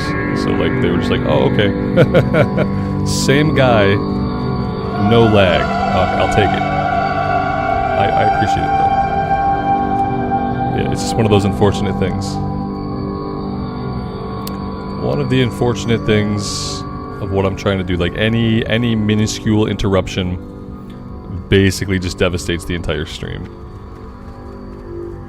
It takes a stream that was doing like really well into a stream that's just like not. just a couple minutes of lag. Yeah, the music did get loud there, Nate. I noticed it. I tuned it down a little bit. Like right before you said that, I knocked it down a little bit. I noticed it was kind of peaking. Absolutely. Yeah, Bloodman, we're gonna hit 24 pretty soon. I don't think we'll get 25 today, but we'll definitely get 24. Irony, is this classic? This is classic Season of Discovery, and good afternoon.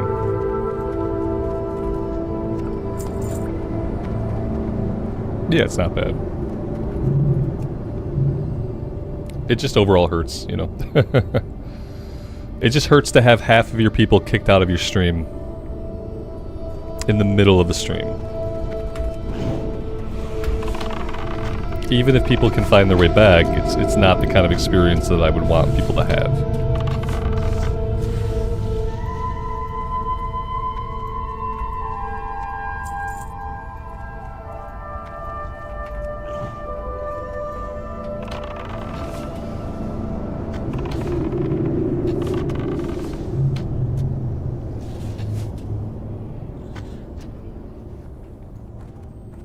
It's just lag, Alex. Yeah, just a little bit of lag for a couple minutes. It kicked most... If you had autoplay on, it kicked most people out and just sent you somewhere else. Because it was like, this stream sucks. Dude can't connect steady. And then it kicked everybody out.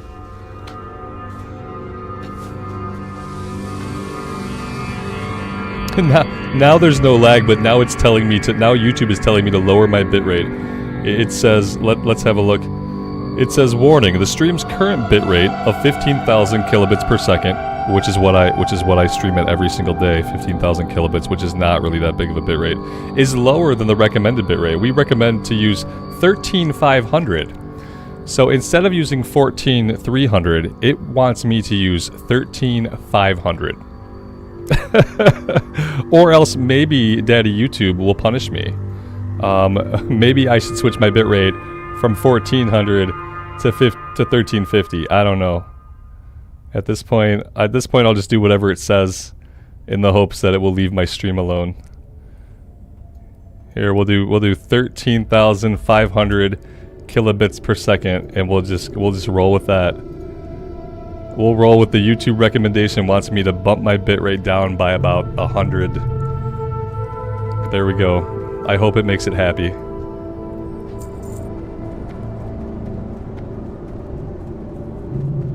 We'll have slightly shittier video quality, but maybe we'll have more of an uninterrupted experience. I don't know.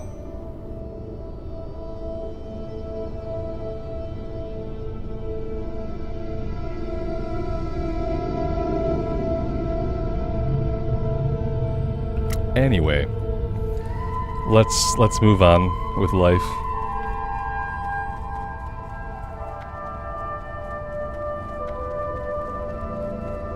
Oh yeah, it's out again. Oh yeah, it's laggy again. It was like, fix your bitrate. I was like, okay, and it was like, nah, not letting my upload. Like, no, everything seems fine on our end. Oh, okay, because on my end it's not working at all. So we're probably just gonna have problems. I would understand if you guys wanted to go do something else. I'm gonna stick it out because I'm really trying to hit level 24 today. So I'm just gonna be here playing, and if YouTube sucks, you know, the VOD will be up. The VOD will still work fine, thankfully. Even if the stream can't be consistent. Right now it has me outputting at 47,000 kilobits. Even though I told it to cap me at 13,000, it just can't. It's like it can't get its head together. Okay, alright. There we go, let's try that. It's such a great time.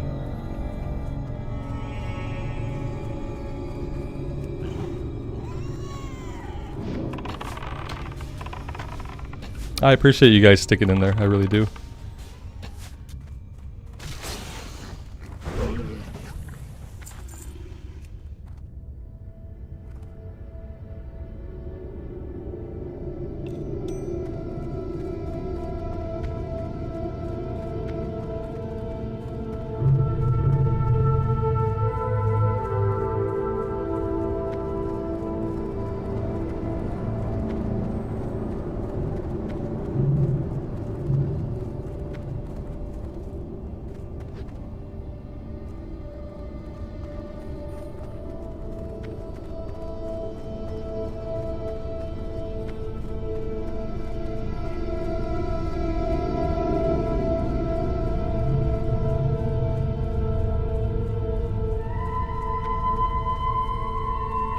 Well, luckily this is not affecting like my actual gameplay. That's like the only good thing. Is like it doesn't. I don't see any actual effects of what's happening, except that YouTube is yelling at me because it can't get enough like bits. Thankfully, that's all that's happening. There's no actual like lag or latency on my end. Everything is like, for all intents and purposes, fine. It's just that for whatever reason, YouTube can't get enough data to like keep the stream smooth. So, yeah, it's because it's an upload issue, not a download issue. It's like it can't ingest enough data to run the stream smoothly. But my download's fine, so like nothing's happening for my gameplay experience. That's like the good thing.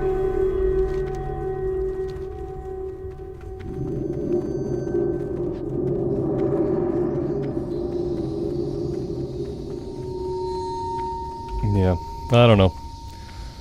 It sucks, and like, you know, it just is what it is at this point. We go days and days without anything happening. Some days I'll do a 7-hour stream and we won't have any problems the entire time. Other times I get 2 hours into the stream and then it just takes a complete dump. I wish there was like some connecting thread that was consistent. So that I could know, oh, it's going to happen at this time of day. Or, oh, it happens on this day of the week. Like, I wish there was a coherent reason or, like, connecting thread. But it does seem just, like, to be completely random. So, yeah. Do we want to go kill this elite?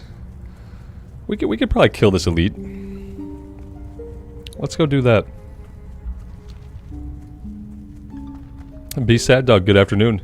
Did you break YouTube when you joined? Yes. This must be your fault. You are the connecting thread that we've been seeking. And good afternoon.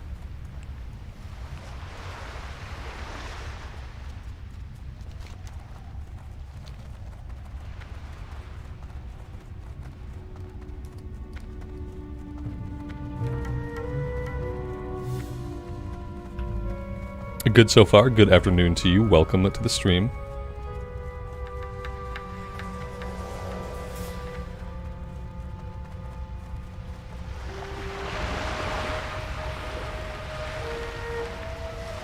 Hey! You have a great day now. Oh, that's right. There's one before that. We need to find like the 3 pieces of the key from like random animals. I always forget about this part.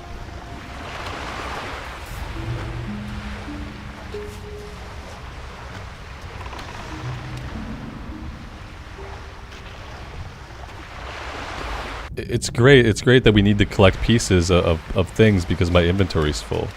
So this is actually perfect.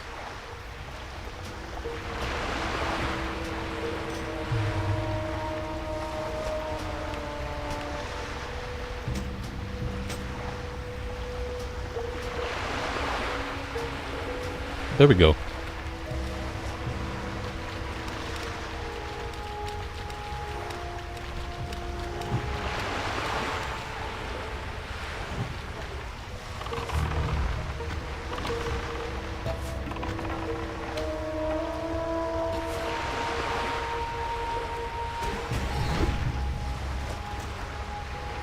Alright, there's the bottom part of the key.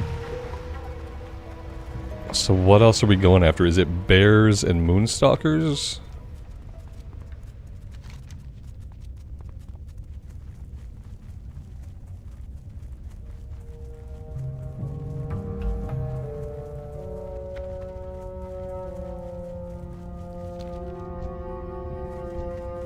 No, it's not the moonstalkers. It's the striders.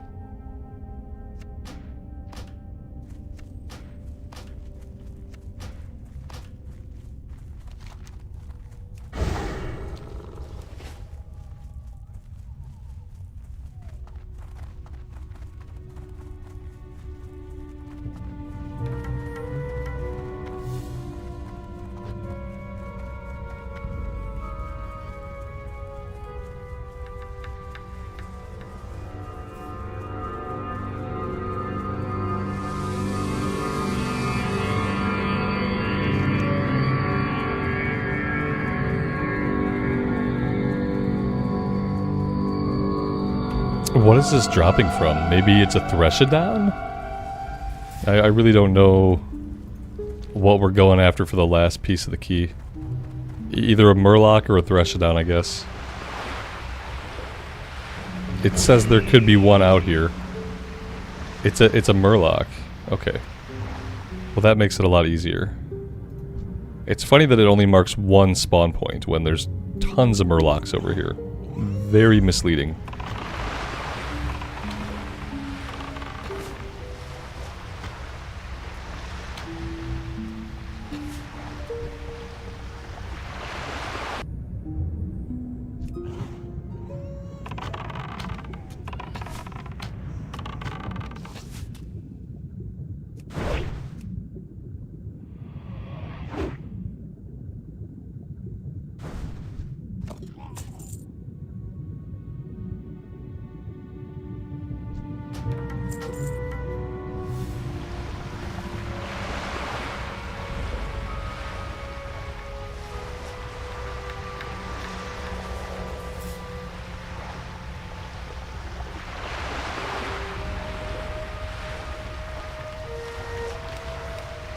Hi, how are you? Be seeing you. Off and away.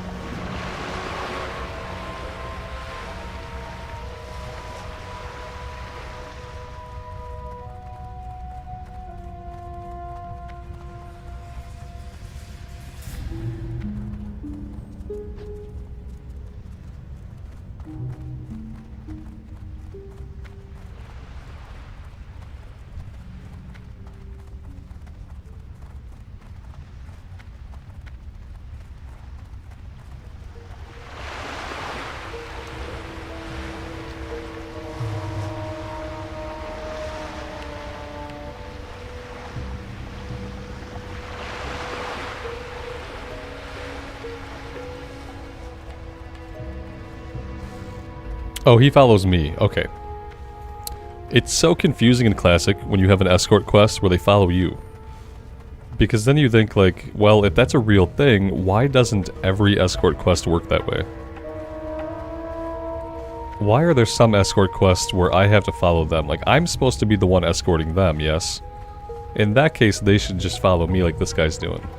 This should be how every single escort quest in the game works.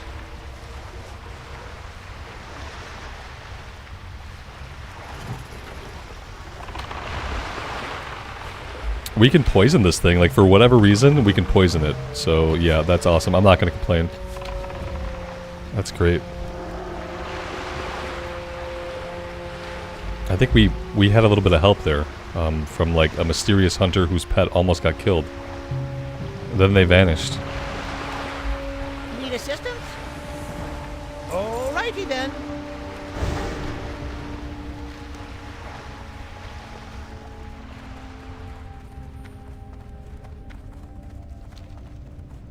And now we get to run all the way back to town.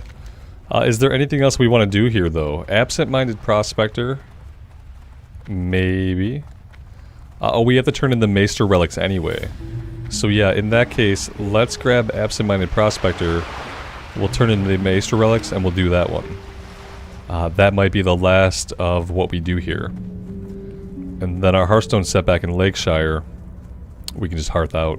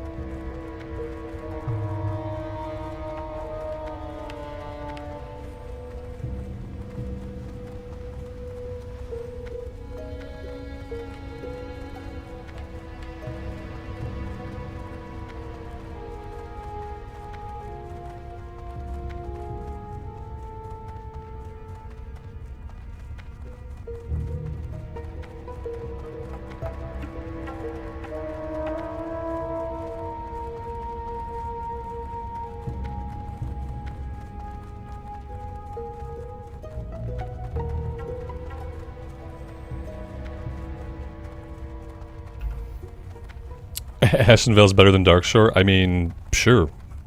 Okay. Yeah, I mean, no disagreements here.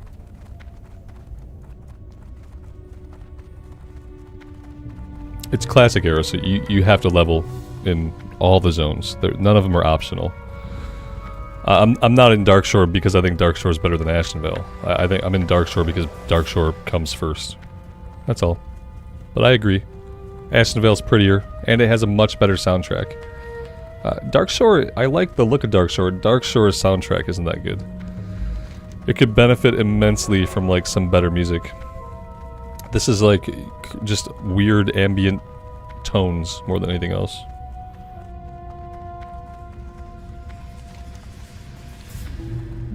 In Season of Discovery, Ashenvale is a PvP wasteland of picked over bones and broken dreams. So, I don't think we'll ever be doing a lot of questing in Ashenvale. Because I really don't want to get ganked every 5 seconds.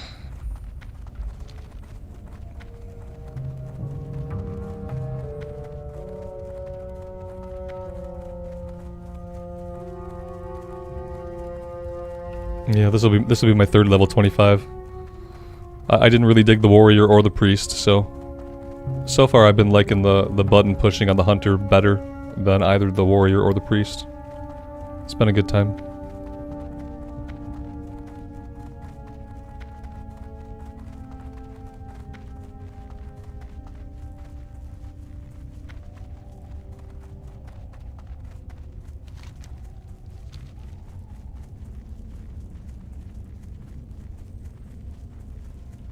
Though it'll probably be easier to quest in Ashenvale once everybody is a little bit of a higher level. Once the bulk of players are like level 30 and they've moved on, then it might be okay to do some questing. Lost Master. No, I'm not doing that one. Let's grab the Absent-Minded Prospector, let's empty the bags, and then we will head south.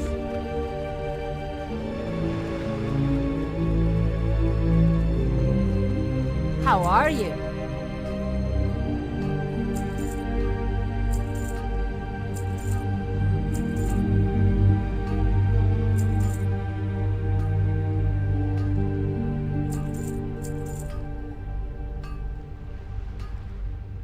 How do I find the shaman? Yeah, the shaman is like, well, I'm a tanking shaman, so I can't speak for all the different specs of shaman, or for the different builds of shaman, but on the shaman that I'm playing, which is like a tankier, supposed to be a tankier build, we're really squishy and we burn through mana. And those two things together are not that good. Yeah, we take a lot of damage, even fighting green enemies, I found. I take a lot of damage. And if we want to kill something quickly, we burn all of our mana, like half of our mana is gone. So I don't know, it's okay, but it's not my favorite class. So far the hunter's been a lot more enjoyable. The hunter has probably been the class that like I've enjoyed the most as far as like pushing the buttons. Like for my input and the output that I get, it's been the most enjoyable. The priest was okay to level up. The priest was good to level up, especially because the warrior was so rough. But the hunter is better than the priest. And definitely better than the shaman. Have I checked the hunter rune list? I'm not. I mean, I did for a couple. I'm not. I have what I want for right now. Like, I don't even know what else I want, but I'm good for right now. I probably need something else on my leg slot eventually. Like, I don't really like sniper training. I move too much. I move too much for sniper training. I should use this, but I like having flanking strike while questing, because then I have a couple buttons to push once they run into melee. But yeah, I'm gonna keep Chimera Shot, and I'm probably gonna keep Master Marksman. So I really am only in the market for potentially something different for my legs. I have no desire to hunt down all the runes. I find rune acquisition in this season very tedious and unenjoyable. I don't like having to go to Wowhead to look them up. I don't like having to run all over the map to get the things I need to unlock them. The best ones are the ones that you come across like spontaneously and that you can do without a guide. Those are the only ones that I enjoy. The ones that I just happen to come across spontaneously, the ones that I don't have to look up what to do on Wowhead. All the other ones are garbage. If I have to look it up on Wowhead or look at a guide, then it's garbage. I hate having to do that. So we'll see. I need another one for my legs, but I don't know that anything was really interesting. I did look at the list.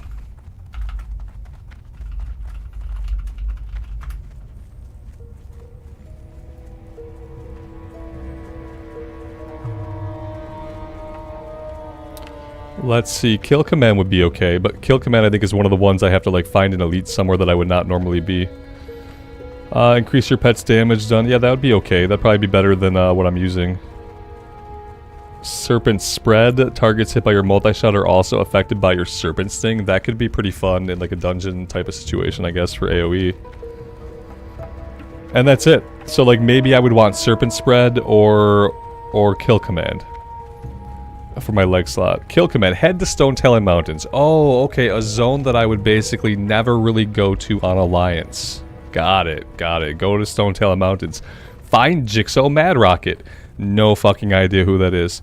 He will give you the Wild Wyvern Wrangling quest. Okay, great. To complete the quest, you'll need 2 items. A Hypnotic Crystal. Of course I would have known that right off the bat. And a Gnarled Wand of Wild Magic. Yes, of course, the Gnarled Wand of Wild Magic. But the Gnarled Wand of Magic is created by combining a Greater Magic Wand and a Wild Magic Essence. Of course it would be. I would figure all of this out on my own. I'm sure of it. And the Magic Wild Essence drops from the Furbolgs in Ashenvale. With these 2 items in hand, you can turn in the quest. You will receive a follow-up quest, Wrangling a Wild Wyvern. Follow Jigsaw Mad Rocket and watch him tame a wyvern. Upon turn-in, you will get the Rune of Kill... Oh my fucking god, give me a break. What? So I gotta kill Furbolgs in Ashenvale, okay? And I gotta get Wild Magic Essence. Great. Then I have to go to the auction house and buy a Greater Magic Wand. Then I have to combine those 2. That's gonna make a Gnarled Wand of Wild Magic. Oh, I also need the Hypnotic Crystal, which drops from Mutanus the We're not getting this rune. It drops from Mutanus the Devourer in the Wailing Caverns. Obviously, I would have known that. Yeah. Yeah, I'm probably not getting that one. That's what I like to call a shit show. That's a shit show. You would never be able to do that without looking at a guide. You would never do all of those things without looking at a guide. And I think that's pretty shitty for a season of discovery. Are we discovering these things by looking at the guide? That's how I discovered it. I looked at Wowhead. I guess that is a discovery, just not really the kind I was hoping for when the season started. I'll hold off. I'll wait until phase 3 or 4 when they just give us all the low-level runes, like off the trainer. I'm not gonna subject myself to all that nonsense. I'll pass. I will absolutely pass on that.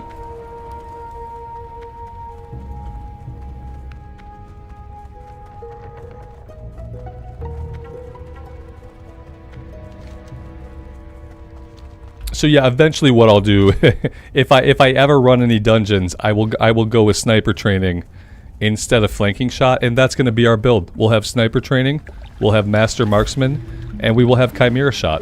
Why? Because those were the ones that I could find by being a normal human being and not doing a 16-step quest that I have to follow off of Wowhead. That's why we'll just run with what we have. And then eventually, like everything else in WoW, after time passes, rune acquisition will get easier. So if it doesn't happen in phase 2, it'll happen in phase 3. Eventually, they're just going to give you these runes, like the low-level stuff, and you're not going to have to do all these wacky quests and collect these items and combine them and put them together. Eventually, they're just going to give you the abilities. So I'll wait for that to happen. Yeah, there's nothing to even figure out. It's not a mystery. It's just like, it's a long series of stuff that you would never do, that if you did do, you would never correlate the 2 things. You would never correlate an item that you get in Wailing Caverns with an item that you're getting off of Thistlefur mobs in Ashenvale. Like, you would never connect them to the, oh, maybe I now need to go buy a lesser wand off the auction house and combine these. Like, you would never come up with any of this shit unless you were reading it.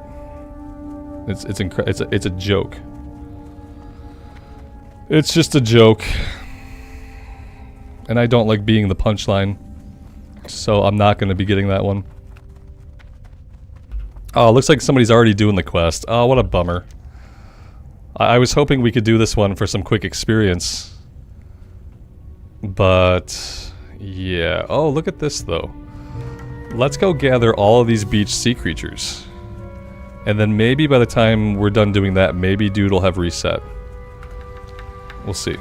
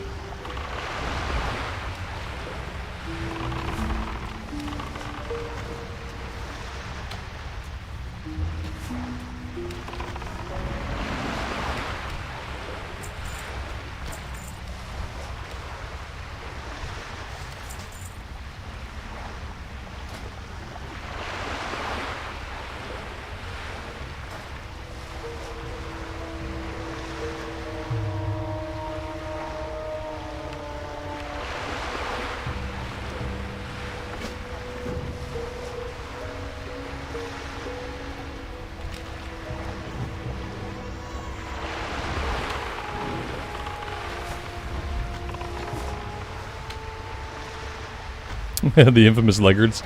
Yeah, the leggards don't look as good on any other character besides the dwarf. The dwarf definitely wore the leggards the best.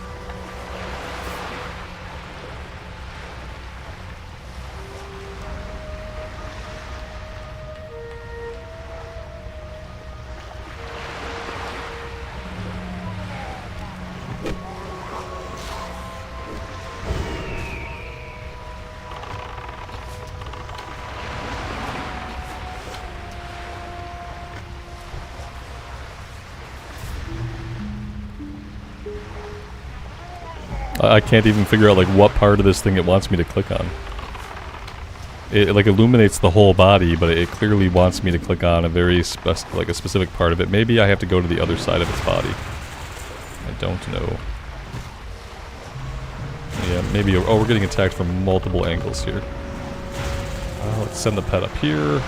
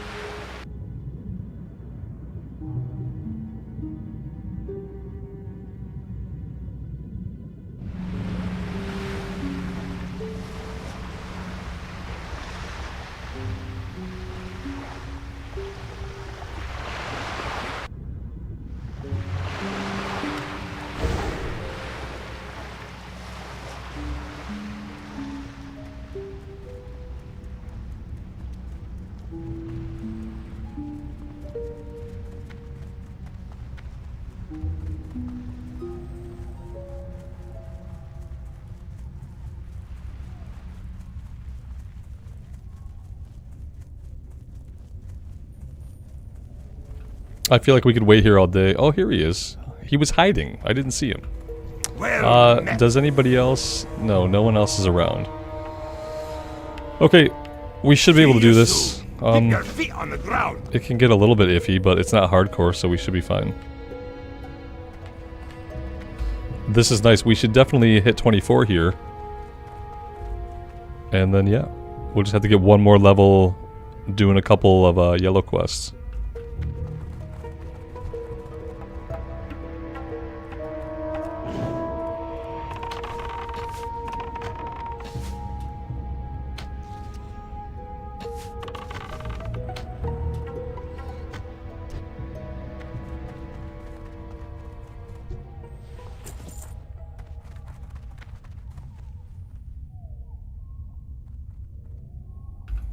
Yeah, the only thing in the chest is going to be a Waylaid supply. I don't have inventory room. I don't have room for anything unless it's a blue item. No, there's no Waylaid supply, surprisingly. Yeah, just junk. Junk that I really can't carry around with me right now.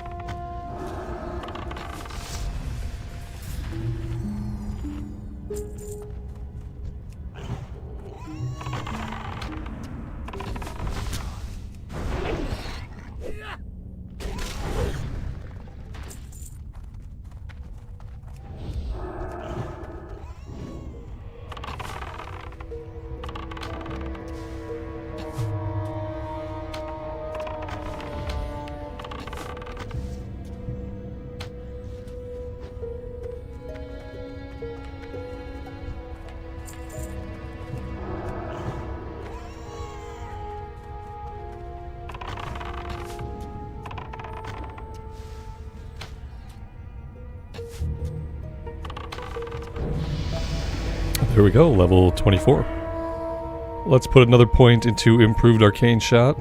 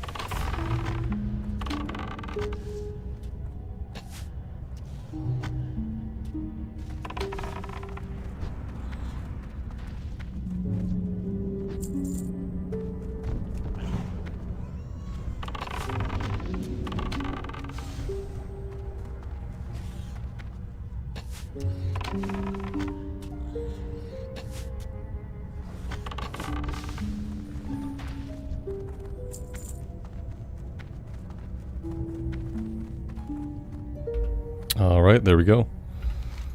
We have to go back to town to turn in all this stuff, so let's get going.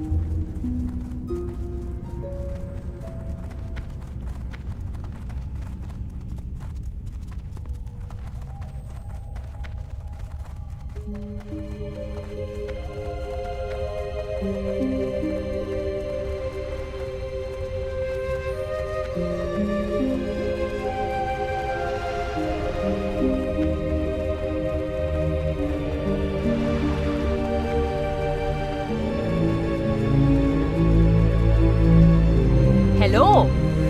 Keep your feet on the ground. Safe travels. Our inventory's full. Of course it is. Yeah, do we want to go to Darnassus to turn in that next part? I guess How so. are you? It might be worth a little bit of XP.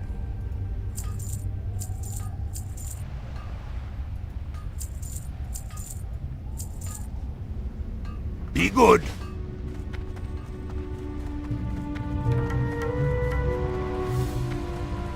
How are you? See you soon.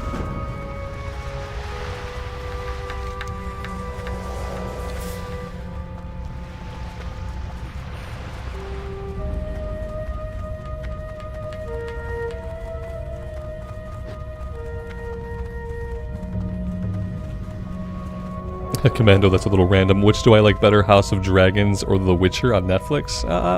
I am honored. Kinda have to go with neither. I don't know. May the Which one do I like stars better? guide Neither. Which one has higher production values? The House of Dragons. Illumine light your path. Yeah, The Witcher TV Go in series had peace. not enough consistency in like what they were doing with it. I got disinterested by the second season. Because like in the first season, it seemed like they were going to follow the books basically. Like they were kind of telling a lot of the short stories in the first book. And then in the second God is season, like they went a little off the rails. And then by like the third season or the second part of the second season or whatever it was, they went way off the rails. Like, I don't know. Go in peace. That The Witcher show on Netflix did not have a focused creative vision for like what they wanted the show to do, whether they wanted the show to follow the books or not follow the books or tell their own story or be more like the video game. Like they just didn't know what the hell they wanted to do with it. Ashenvale. That's all. And the production values were pretty low for like the fight scenes, the Nilfgaardians. The Nilfgaardian armor made them look like putties from Power Rangers, like especially in the first season. Every time I saw Nilfgaardians in the Nilfgaardian armor, they looked like putties from Power Rangers. It was like really low budget and kind of bad to look at. I am honored. But then like House of Dragons, it's like it's Game of Thrones. I don't care about Game of Thrones. So it's like two shows that are like meh that I don't really care about. Del Nadris. But then again, I'm not like a big TV show watcher anyway, so my opinion doesn't really matter that much. I need arrows too, that's not surprising.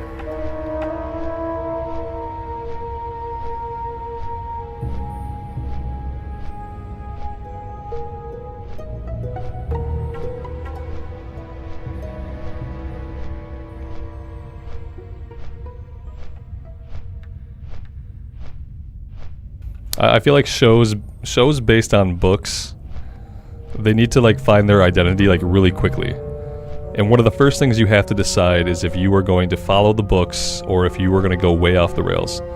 Like the Wheel of Time show did it right. The Wheel of Time show went way off the rails from the book, beginning, middle, and end. Beginning, middle, and end, it just took everything that happened in the book and it flipped as many things on its head as it could, and that became the show's identity. The show's identity is like, if you were a fan of the books and now you're watching the show, you can expect that a lot of stuff is going to be totally different. And so like Wheel of Time, like by season 2, like they did it right. And it's like, okay, I see what you're doing. You're going to do everything different than how it happened in the books. Like that's a good identity, at least own that. Whereas like The Witcher was like really wishy-washy about like how it was going to handle the books. It's pretty dissatisfying ultimately.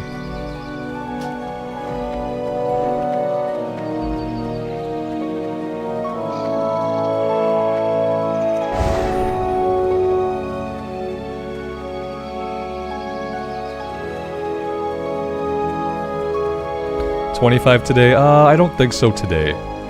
I have about an hour of playtime left, and I don't know if it's possible for me to do it today.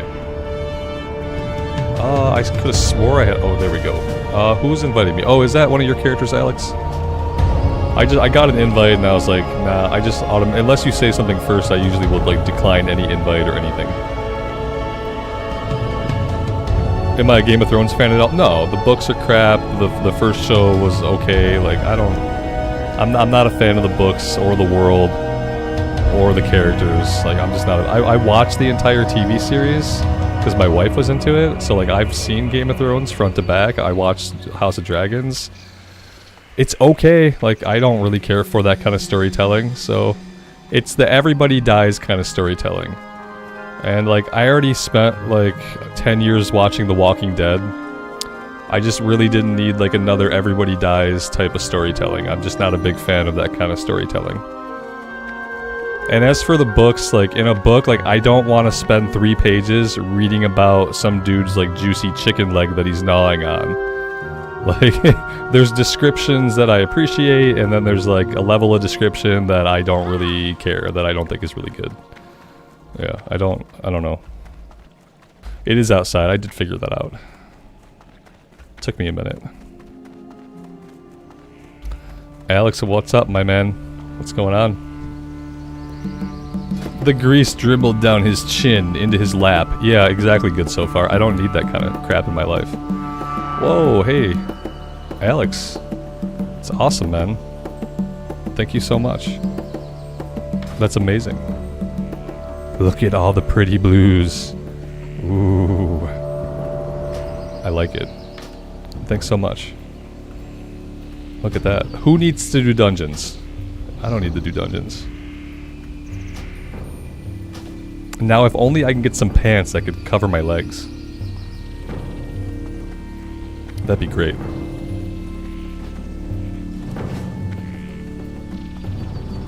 And yet now, unfortunately, after reading so much Brandon Sanderson, I think that basically all fantasy books are poorly written and bad.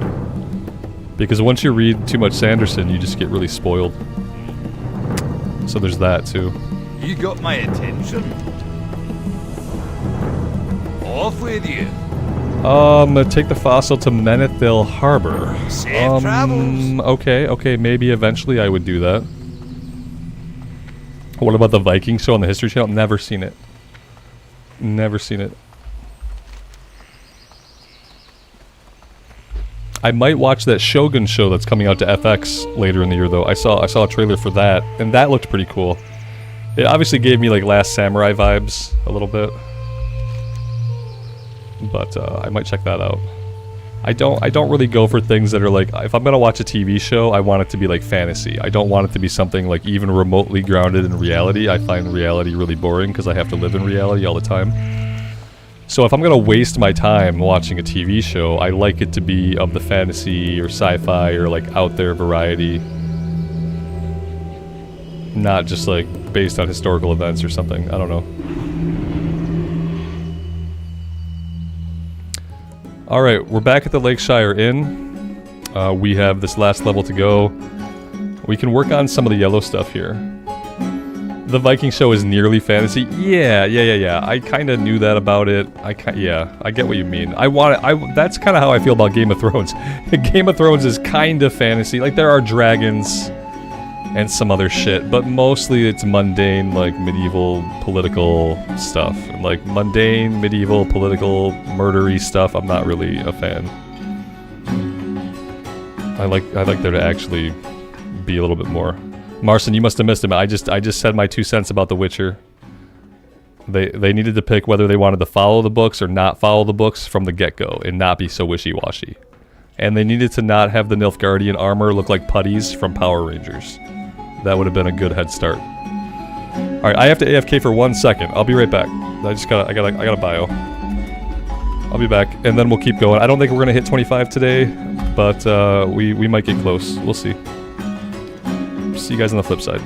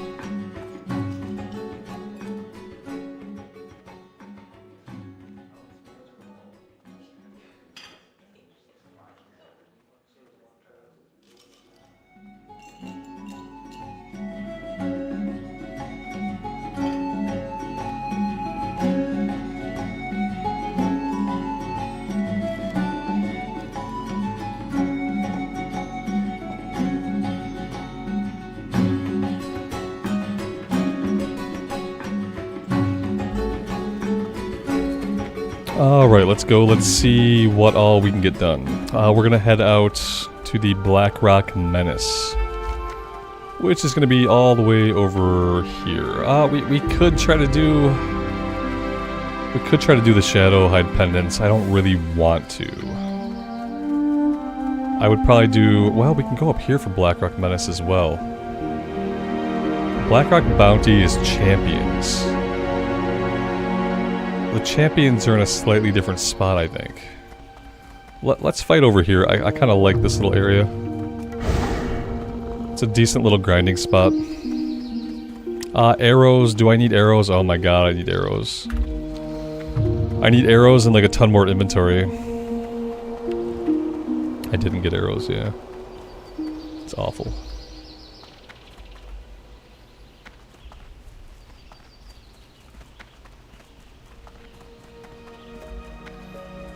Step on up.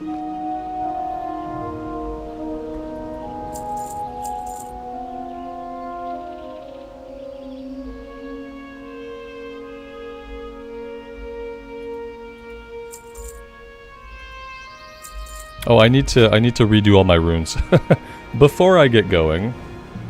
I need to redo just my hands for now, I guess. Chimera shot. There we go.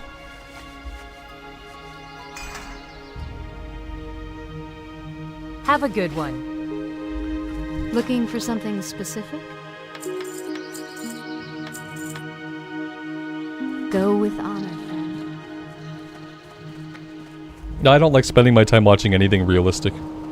I already have to live in reality. With all of its comedy, its horror, its drama. I already have to live in reality. I'm stuck in it. So like if I'm gonna waste my real life time watching a fictional thing, or reading a fictional thing, or playing a fictional thing, I want it to be as far removed from actual reality as possible. Because for better or worse, I'm gonna have to live reality right up until the moment I die. And then the only escape from reality I'm gonna get is like entertainment. So, yeah.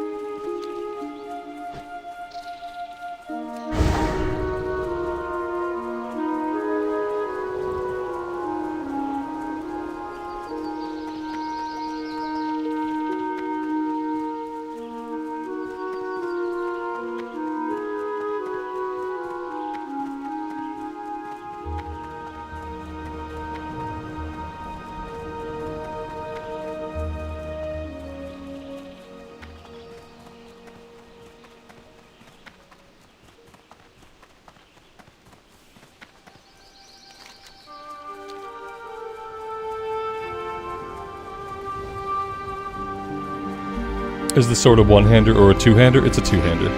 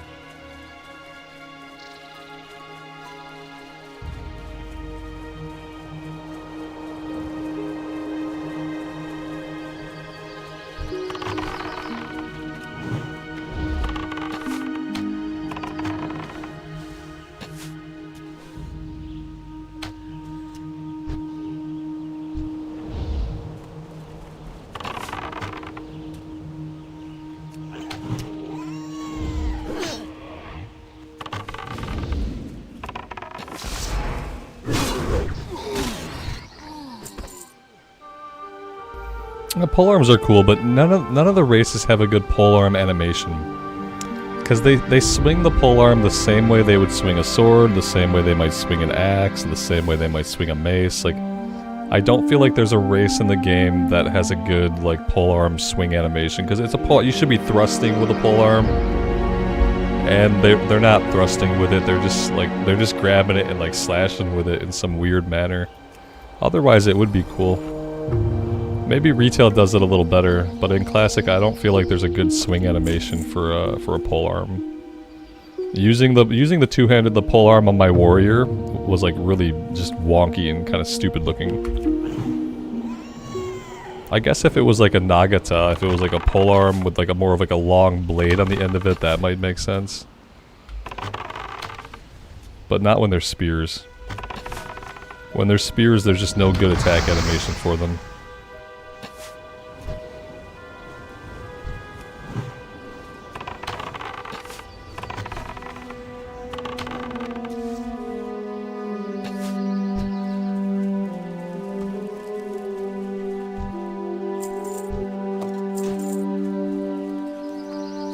Salutations! Be seeing you.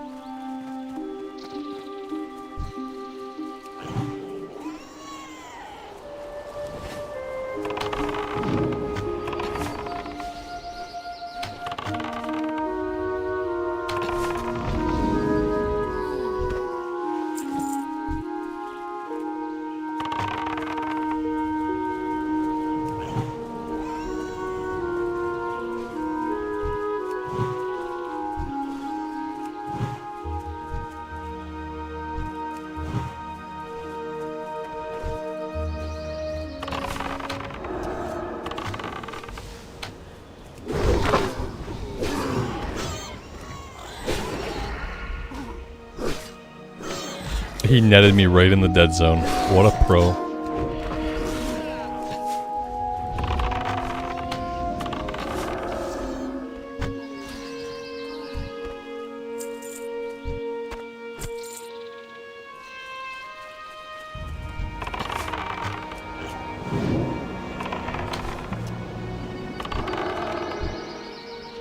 I don't know who this guy is, but I doubt that I need to kill him.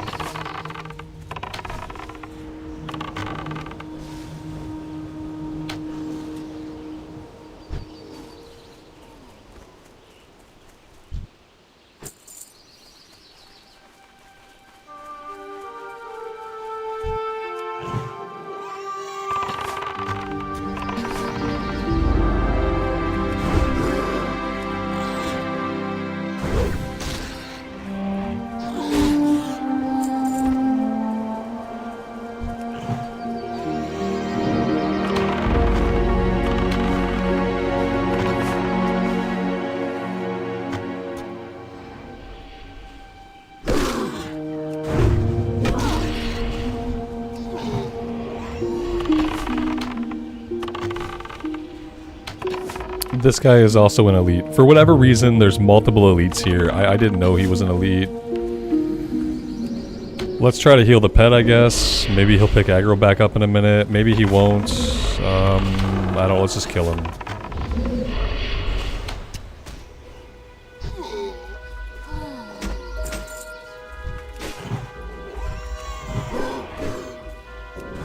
This guy somehow got these guys to come after us. How did he get these guys to attack me?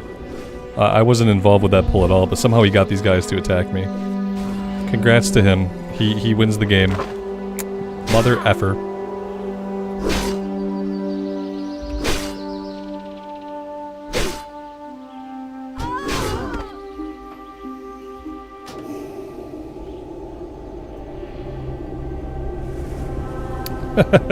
The last level in SOD is always the most annoying fucking level that I've ever played in the game.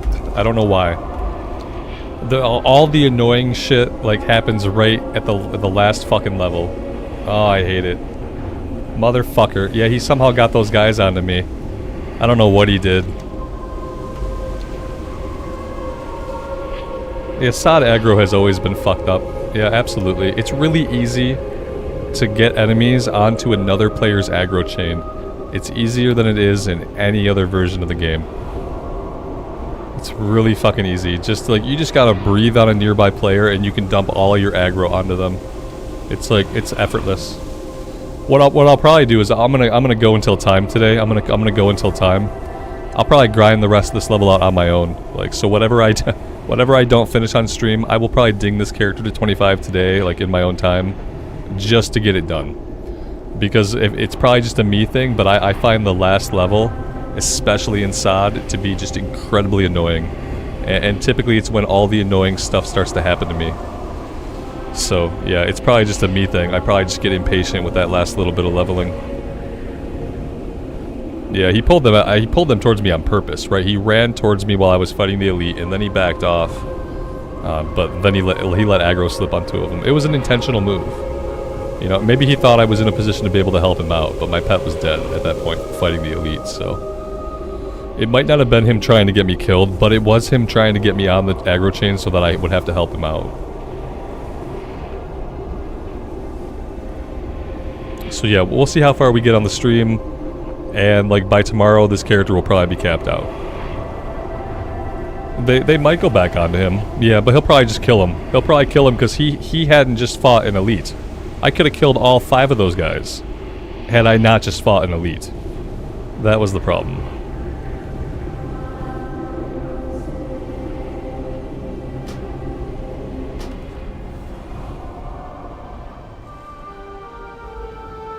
Yeah, I don't see him anywhere now.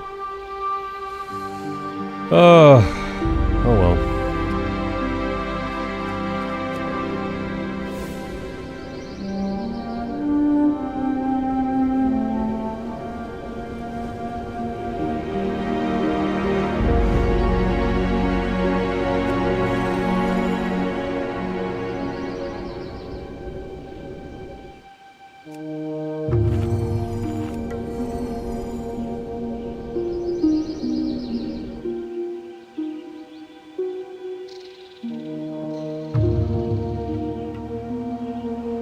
Maybe he wanted the elite. Yeah, I mean, that would be a good reason to drag a bunch of mobs onto somebody, I guess. He was mad I took the elite. I didn't want the elite.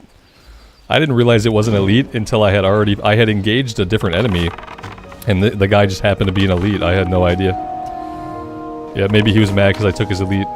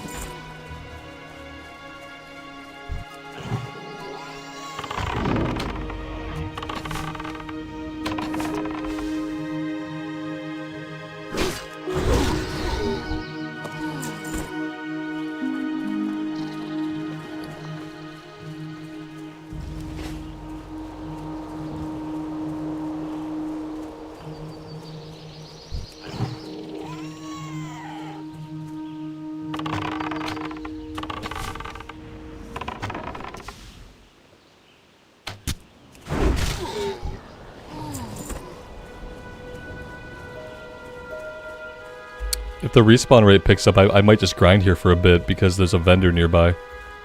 If we have to sell stuff, we can just clear this camp and sell to this guy.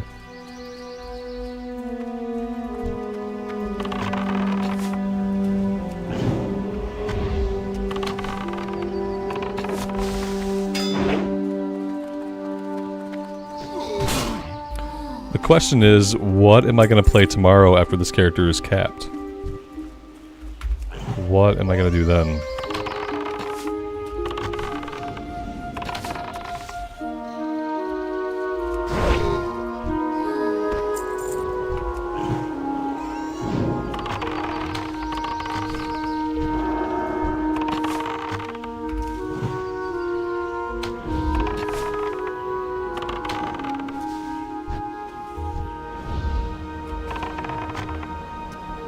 How many more days do we have? A Tauren warrior? JK LOL? JK LOL?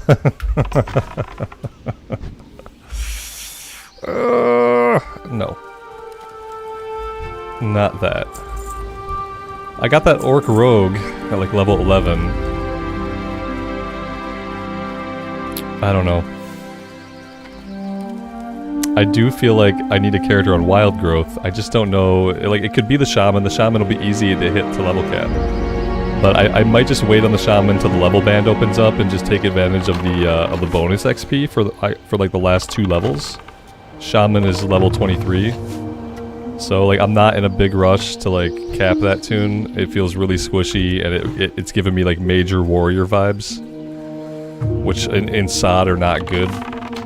In SOD the warrior vibes are not good vibes. So I don't know if that's the backup character that I want to have, or maybe it's the backup character that I deserve to have. I'm not sure.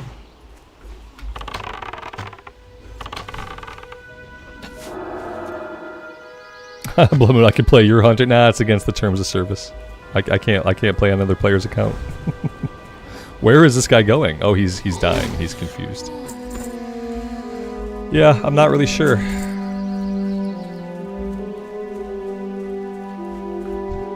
In SOD, I don't know what I don't like, Alex. That's what sucks. Is like, obviously I thought I was gonna love the warrior. And for the first 15 levels I did.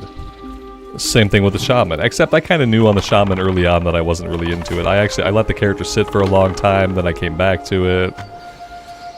But yeah, the problem is I don't know. Like, it's not just classic, so I don't even know. It would be easy if there weren't all the changes. Yeah. It's easier to look at the DPS meters and then just decide. It's easier to decide off the meta. Unfortunately, like, when I don't know how I'm gonna feel about a class, because they've changed how all the classes feel, I have to look at the meta, which is shitty, but it's reality.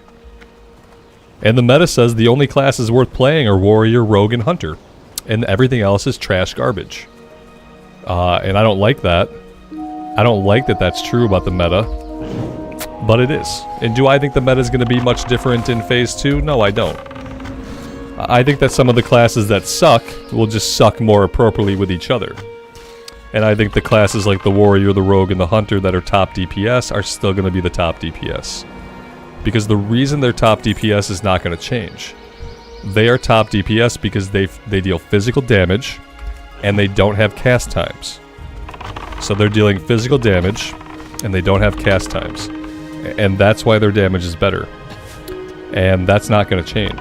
So I don't think the meta is going to change very much.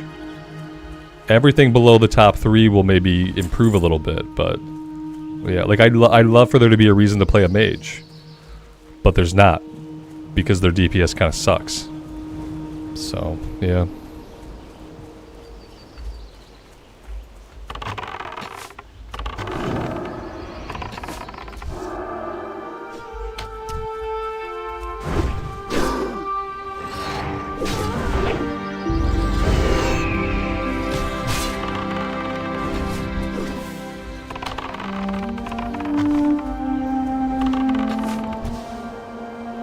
I'd probably enjoy it right up until I got into a group. And then once I got into a group, despite my best efforts, I'd be at the bottom of the barrel DPS-wise.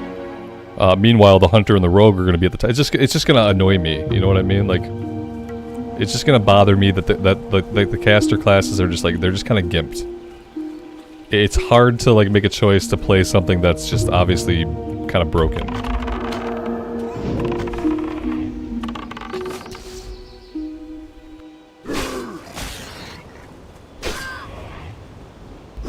Welcome to the stream. This is not the most relaxed part of a stream there's ever been. I've had more relaxing moments, but I appreciate you being here. I don't not like the rogue, that's the thing. I have the level 11 orc rogue. I kind of got burnt out like trying to get to dual wield, you know? Similar to like on the hunter, how you can kind of get burned out like before you get your pet. It's just kind of arduous to like get to level 10, get your pet, become the real class that you are. That's kind of what happened to me on the rogue. Like, I kind of just got burned out, like, trying to get to 10, trying to get to dual wield, and by the time I got there, I was like, F this. I played for like 1 hour with dual wield. Like I didn't even play with it because I was just like, the journey to get there was like so tedious. But I probably would like the rogue after that point. So maybe I will jump on the orc rogue tomorrow. Maybe we'll just play around on a few different classes and see if anything sticks. I got the paladin, like, I don't know if I want to do another alliance character. Play so much fucking alliance. I don't know if I want to do it.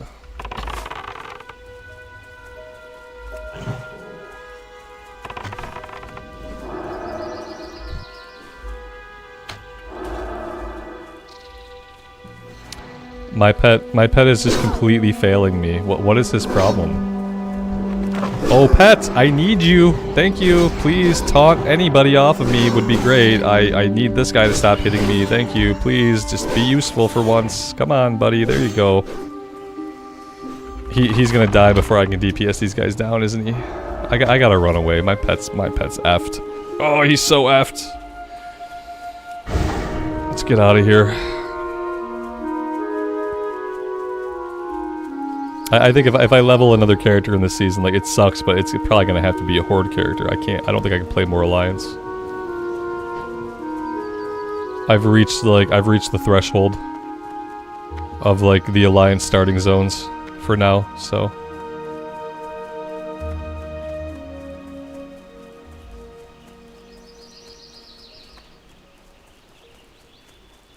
And I like being able to do Ragefire Chasm. Like, having Ragefire Chasm as a really low level dungeon, it makes it so you don't have to do all 3 starting zones. Like, on the Alliance side, you have to do Teldrassil, Dunmorrow, and Elwyn. Like, I don't want to do those zones again. On the Horde side, you don't have to do that. All you have to do is you have to do Durotar and Tirisfal Glades. And then you can do about 3 Ragefire Chasm runs, and then you're good. Oh, my pet's dead. Robert, your pet's dead, man. You don't have a pet. Wake up.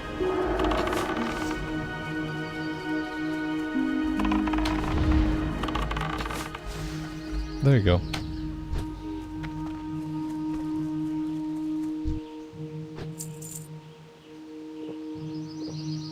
The Horde equals Barrens. The Barrens is amazing. I freaking love the Barrens. I love the Barrens and how much there is to do there. Like, aesthetically, it's really pleasing. It's kind of like open spaces. You have long lines of sight off into the distance. I like the Barrens. It's like one of my favorite zones.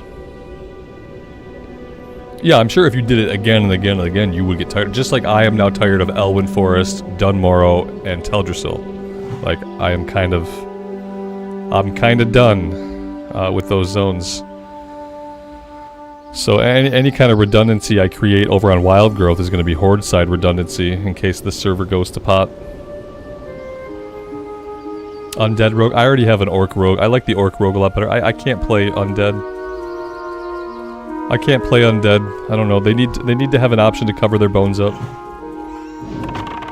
When they get the option to cover their bones up like they have in retail, then I can play Undead. I don't understand why the sleeves of my robe are like floating. They're like severed from the rest of the robe and they're like floating above. Like, it just doesn't make any sense. It's really immersion breaking. My spine is sticking out of every piece of armor I put on for some reason. I just don't get it. Of all the things that you can do to make like undead characters look really badass, especially in WoW where like there are so many badass looking undead, that's what they made them look like. Little bone figures with their little bones sticking out of their joints. Like, they look kind of juvenile and stupid to me.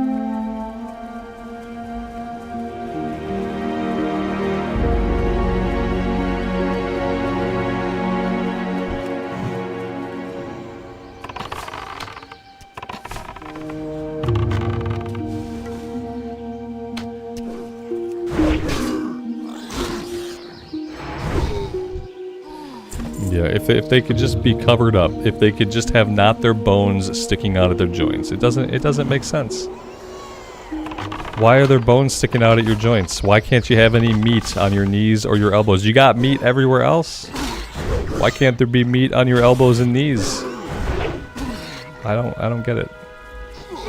I can't get into it. I always fall out of playing undead characters because eventually I can't stick with it.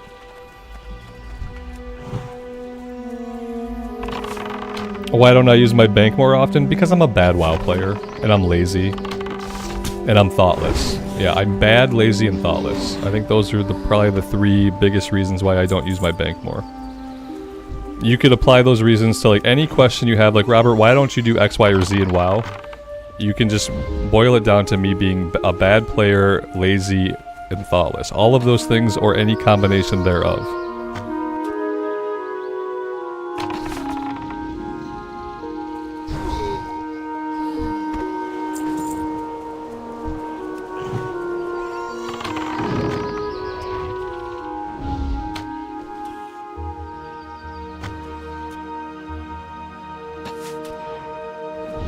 Yeah, gnomes are too small.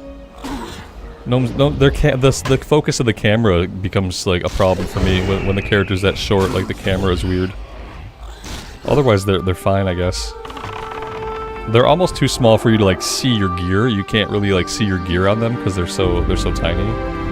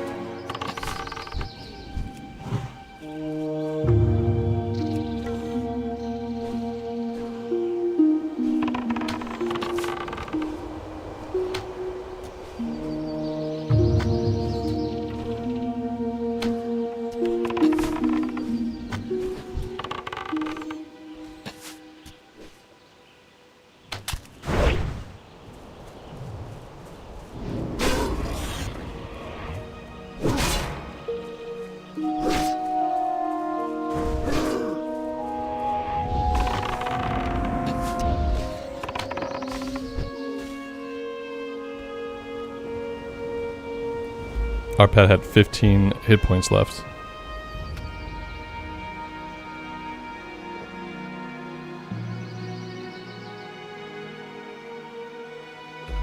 Yeah, I think this is where I'm probably gonna grind out level 25 here. I mean, I'll probably like once I have almost all of it, then I'll go back and I'll turn this quest in, whichever one it was. What is this? Pilot stone gear. Never did that. Yeah. Once I'm close, I'll turn it in, but I think I'm going to end up grinding out the rest of the character here. Just right here in this little valley full of orcs.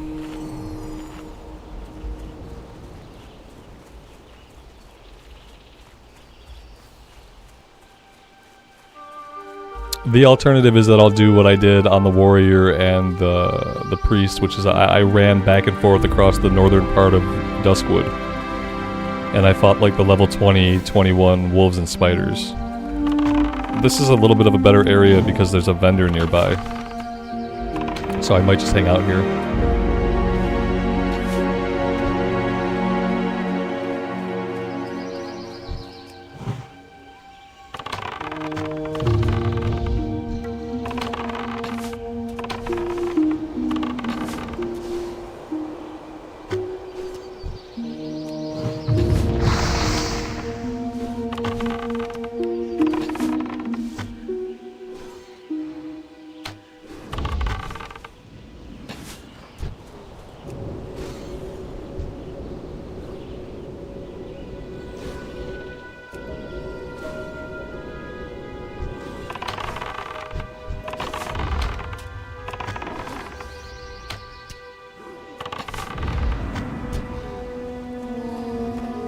Can I help you?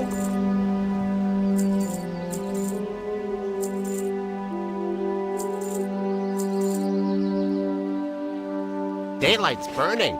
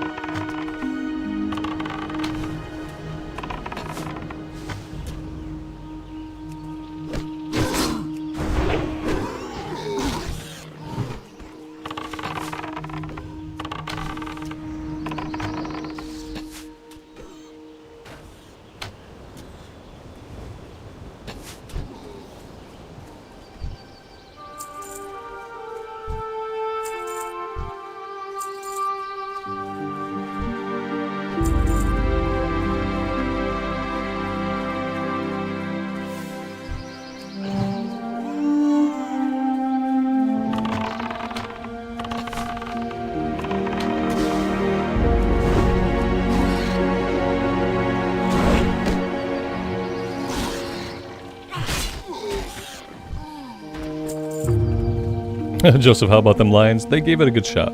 Yeah. They did as best as they could. They made some bad choices, and it cost them the game. But, you know, that's football. Part of it is random. Like, football is almost entirely RNG. It depends on what flags are called. It depends on what flags aren't called. It depends on the stupid choices you make, like going for it on 4th down instead of taking your 3 points. Like, it just boils down to a bunch of RNG. That's what I've learned more than anything else this season.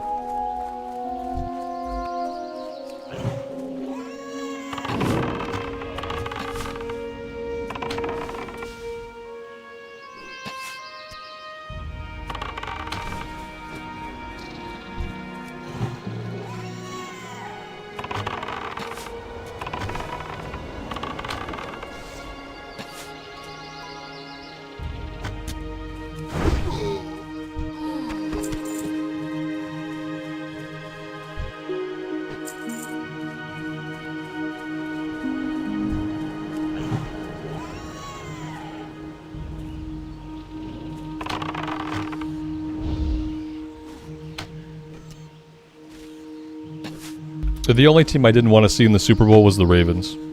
So, I was fine with whatever else happened. I hate the Ravens. So, I was happy to see that not be a thing. And so, yeah. One more game and the season can be over. And then I don't have to care about this until next year. Which will be a big relief.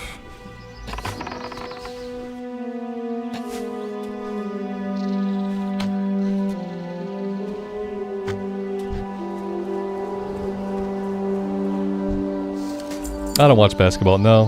Football is the only sport that I watch. I went for most of my life not watching any sports. Because for a long time I was like, why do I want to watch somebody else play a sport? So for the majority of my life I didn't watch any sports.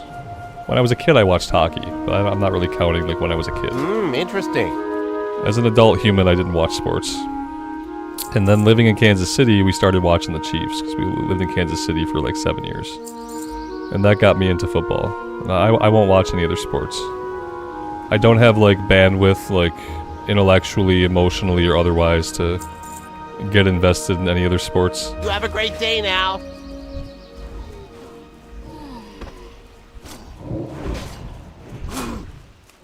Yeah, Joey, the 2 field goals? Yeah, absolutely. Yeah, that's what I mean. It's bad decision making and like RNG. Yeah, he could have, like, even if he had kicked one of those field goals, they could have went into overtime and could have had a chance. But, you know, just stubborn, poor choices, and it's pretty typical. The Lions always get rattled when the Lions are doing well, and then the other team comes back and also does well, the Lions get rattled. They're like a bunch of babies. Like, oh no! Oh, they're doing good too! What do? We panic! Oh! And they start playing bad and making bad choices. It's like typical Lions behavior.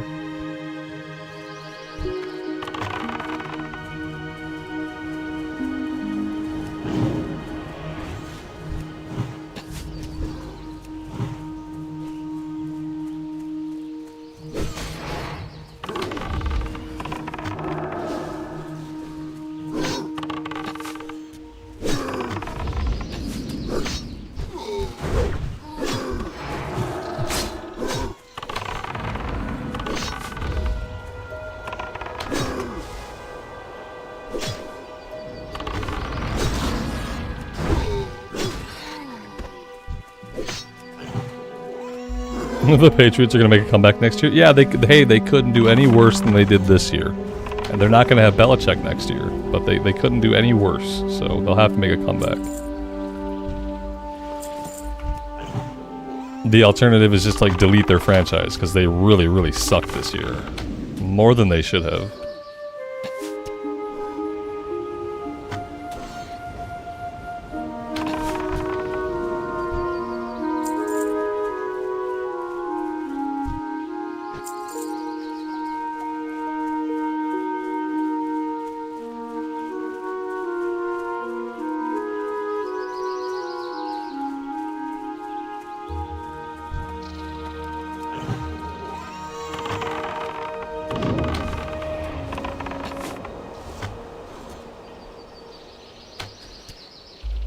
The super tricky, sorry man. Hey, if you don't like the content, don't watch, brother. Yeah, it is. It's positive when it's positive. Like, basically, I'll talk about what I want, and I'll talk about it the way I want to. Like, and if that's not for you, then I'm so sorry, but I'm never gonna just, like, put on a positive face and put on a smile. If I want to talk about something and I don't feel good about it, I'm gonna talk about it honestly. You know what I mean? The alternative is just putting on a fake smile every day, pretending to be positive about everything, even when stuff bothers me. Or, like, you know, deciding not to talk about things that bothers me, which is another form of being deceitful. But I'm sorry, man.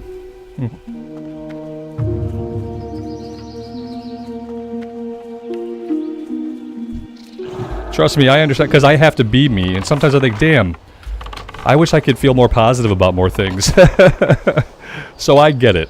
I get it. But on stream, I decided early on that if I was going to stream, I was always going to, like, be honest if I was feeling a certain way about something. Like, it's just part of live content and part of having a dialogue with other humans is that you don't always talk about things that are positive. That's just reality. You know, trying to live in a reality that is only full of positive things is really toxic. It's called toxic positivity. When you try to make everything have a positive twist, or you only choose to talk about things that you feel positively about, it's another form of toxicity, and it doesn't even make sense.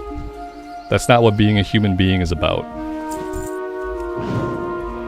No, JK, what they mean, when people say that I'm being negative, they just mean that I critique and complain about certain things. That's like, people's definition of negative is basically like anything that's not overflowing with joy, anything that is you critiquing something, or saying you don't like a certain thing, or going on a diatribe explaining why you don't like something. That's the worst for people. When you go on and you try to explain like why something is bad, then people are like, oh, so negative. It's like, no, I'm just being honest about how I feel about thing A, B, or C. I don't really see a point to do otherwise. Yeah, like if I wanted to put a smile on my face and just fucking lie to people all day, I just go back and work in corporate America. I go teach corporate classes somewhere. You know, but they pay better, so they're paying for my smile at that point. I'm hanging out here to be an actual human being. But that's not what everybody's in for, you know? I get it. I understand. Some people, they hear a curse word. They hear, oh my god, you swore? And then they're like, that's it. That's negativity. I'm out. And if that's how you are, that's absolutely fine.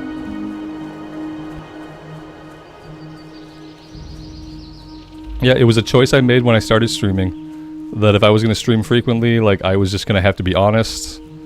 If I was having a little bit of an off day, like, you guys are going to have to see that part of it. Like, if I have negative feelings about something going on in the game, like, you guys are going to hear that part of it. Like, I decided that way early. And I understand that there's a group of people who, like, only watch the recorded stuff. And when you're watching recorded stuff, yeah, you get to come up with an idea of what that person is really like. But since there's no back and forth, there's no dialogue, you don't really learn anything about that person. So people form their own idea of the person that they think that you are from your recorded stuff. And then a lot of people can't reconcile, like, the idea of you with the reality that you are actually a whole person with a bevy of emotions, thoughts, and feelings. They just think you are this two-dimensional thing in these videos that you chill to. So I totally get it. Like, for instance, like Christopher Odd. Christopher Odd is one of my favorite, like, YouTubers. I love a lot of his recorded stuff, especially his XCOM series. I hate watching the dude stream. And it's really nothing I can put my finger on. It's just that, like, I don't like his interplay with people. I see parts of him that I don't like. So I only watch his recorded stuff. I don't watch it when he streams. He doesn't stream a lot anymore. But yeah, so I get it when people say, like, oh, the streams, I don't really like the streams. I understand.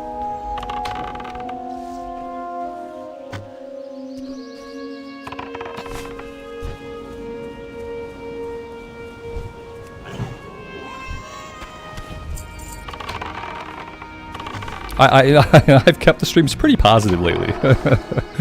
The streams have actually been pretty positive. So if the streams have been negative for you recently, you might just have really thin skin and an inability to, like, cope with actual human realities. Because I've actually been, like, really chill for the most part and have tried to be, like, level-headed. I think I'm pretty level-headed. Even when I'm offering, like, a critique of something, I think that my worst quality is that sometimes I will curse. I will use profanity to accentuate my point. If I feel strongly about something, I will. And my wife critiques me for this. Is I will purposefully use more profanity to push my point further if I feel strongly about it. And I think that's like something that people don't like. But that's just like literally a part of who I am. And I try not to, but every once in a while I feel strongly enough that like F-bombs get dropped.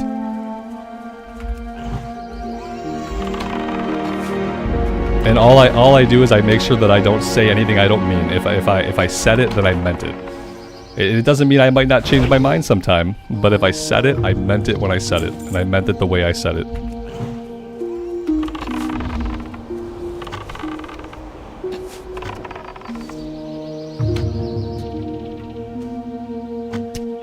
And Joey, they let some F-bomb slip in the telecast of the game. I'm not surprised. Sometimes that stuff just kind of slips onto camera. Anyway, a lot of times you can read their lips when they're using profanity, and you kind of know what they're saying anyway. Parco, I appreciate that, man. Thanks for saying so. I'm fighting this elite again. I can't believe I pulled this elite again. Oh dear lord. As long as oh god, we're gonna aggro these other guys. Okay, let's put the pet on passive. Let's try to run away a little bit here. Oh, we got them all. Okay, we'll just leash him. I could kill him, but I can't take the two guys with him and him, so I have to leash him here. I just keep thinking he's a normal mob, that I should just kill him. Is he for a rune or something, or is he just like truly a random elite that keeps getting in my way?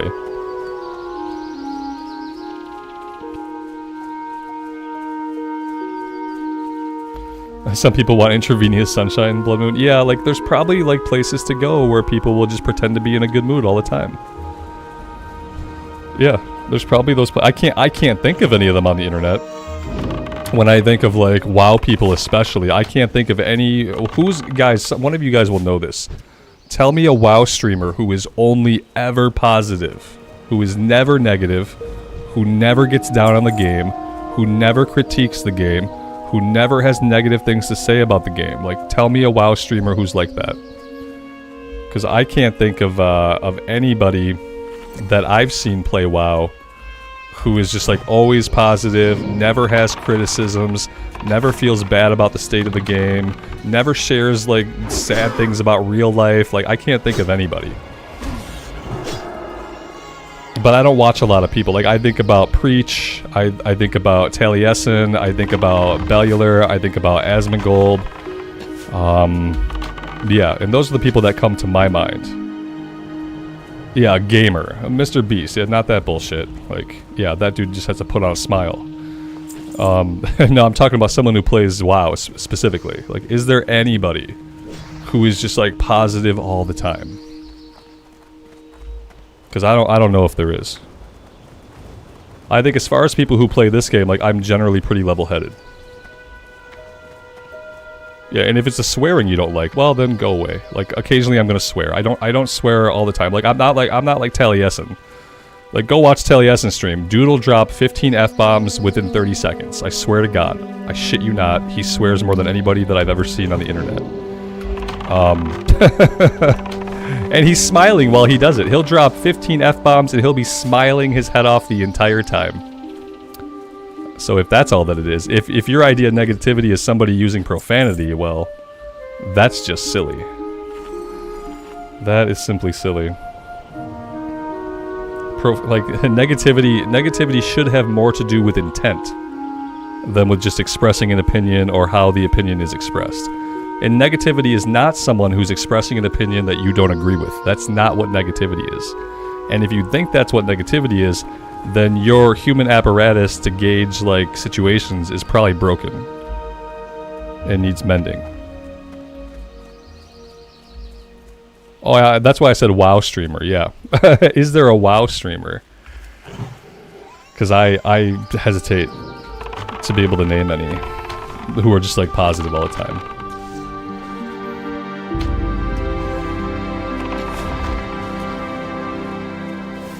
And it's funny, like, when the thing is, like, when people pop in, because people pop into the stream and they say that sometimes. I get that comment, like, not all the time, but I get that comment semi-frequently. Someone will come into the stream and they're like, oh man, there's just been some negativity in the streams recently. I wish you would just go back to doing recorded stuff when it wasn't, like, when you weren't negative.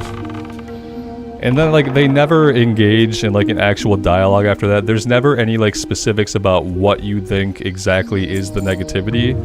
So I often just feel like I must be saying things that you don't agree with, or the way that I'm expressing myself is in a way that you don't appreciate or that you don't understand.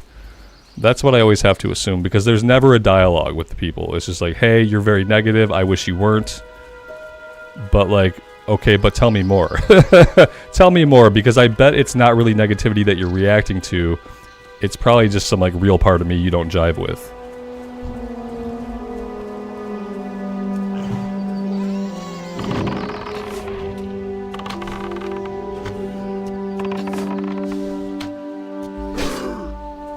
I don't think they're just trolls, though. I do think they really have these feelings. I don't think that their feelings are fully justified or sensical, but I do feel like they're feeling this. But I don't feel like it's negativity they're reacting to. I think it's like specific things that they don't like, because negativity is something different. I do think it's criticisms. I do think that people, especially WoW players, like when you talk bad about the game or you're just not having the most amazing time every single moment, I think they respond a lot to that.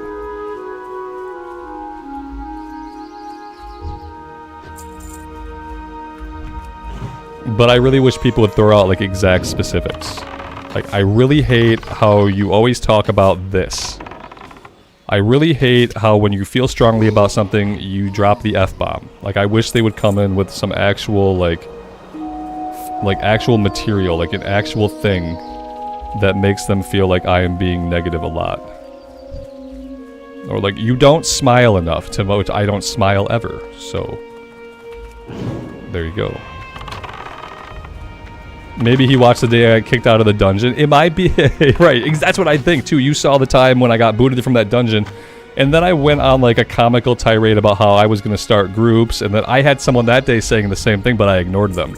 There was somebody then, they were going like, can we just drop the negativity? And I almost said, I'm going to drop you. But I didn't, because that would be negative. And so instead I just kept doing what I was doing, which is I was like making up a scenario where like I would start groups and then I would kick somebody at random because and I wasn't even really being serious. But I did go on about it for a while because I thought it was funny. The idea of just starting a group and then randomly kicking a person, and then when they asked like, why did I get kicked, just to be like, oh, I had to kick somebody.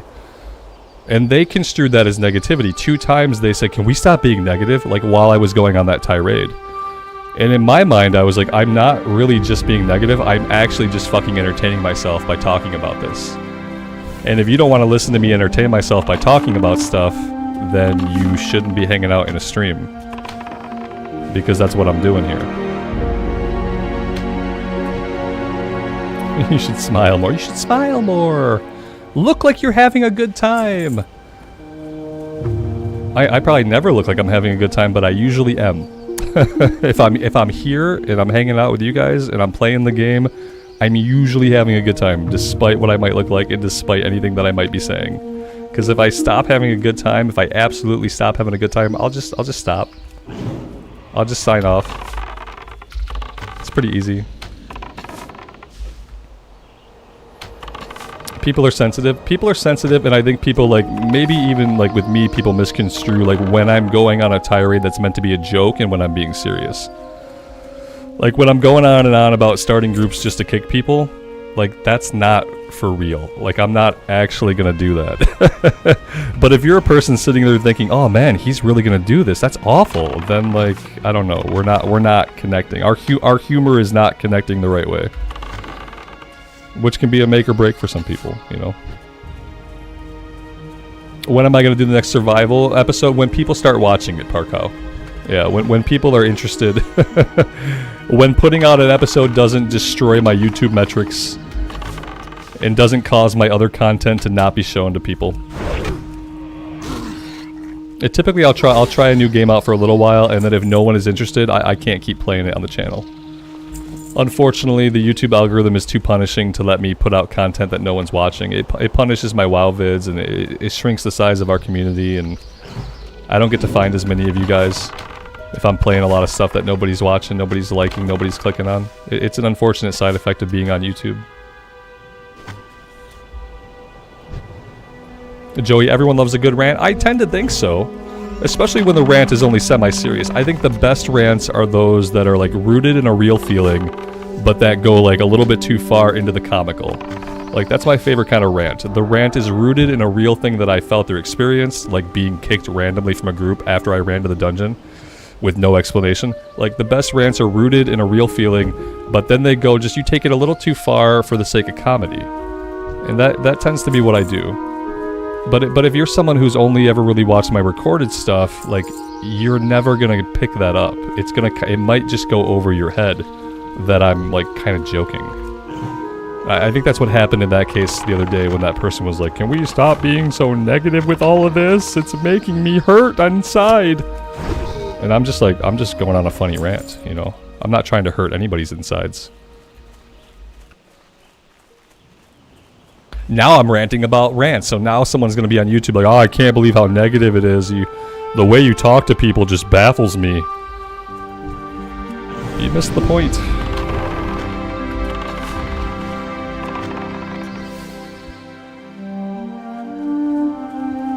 The Blood Moon, that makes sense because I feel like I have the maturity of like a 16-year-old or a 13-year-old, so that makes perfect sense.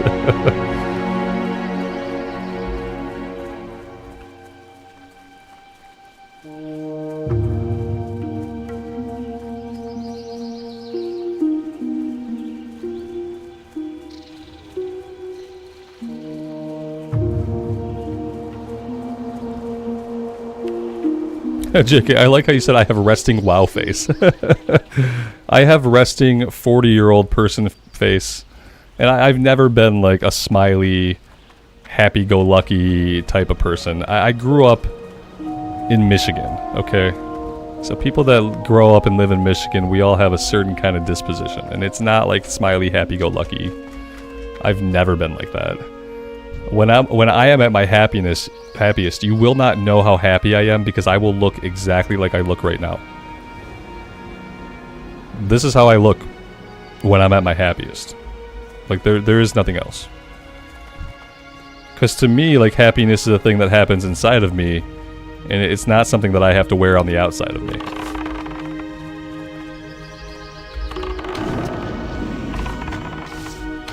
Yeah, this is my happy face. It's also my annoyed face, my depressed face, my relaxed face. Like, it covers a lot of ground, actually. It's like a one-size-fits-all.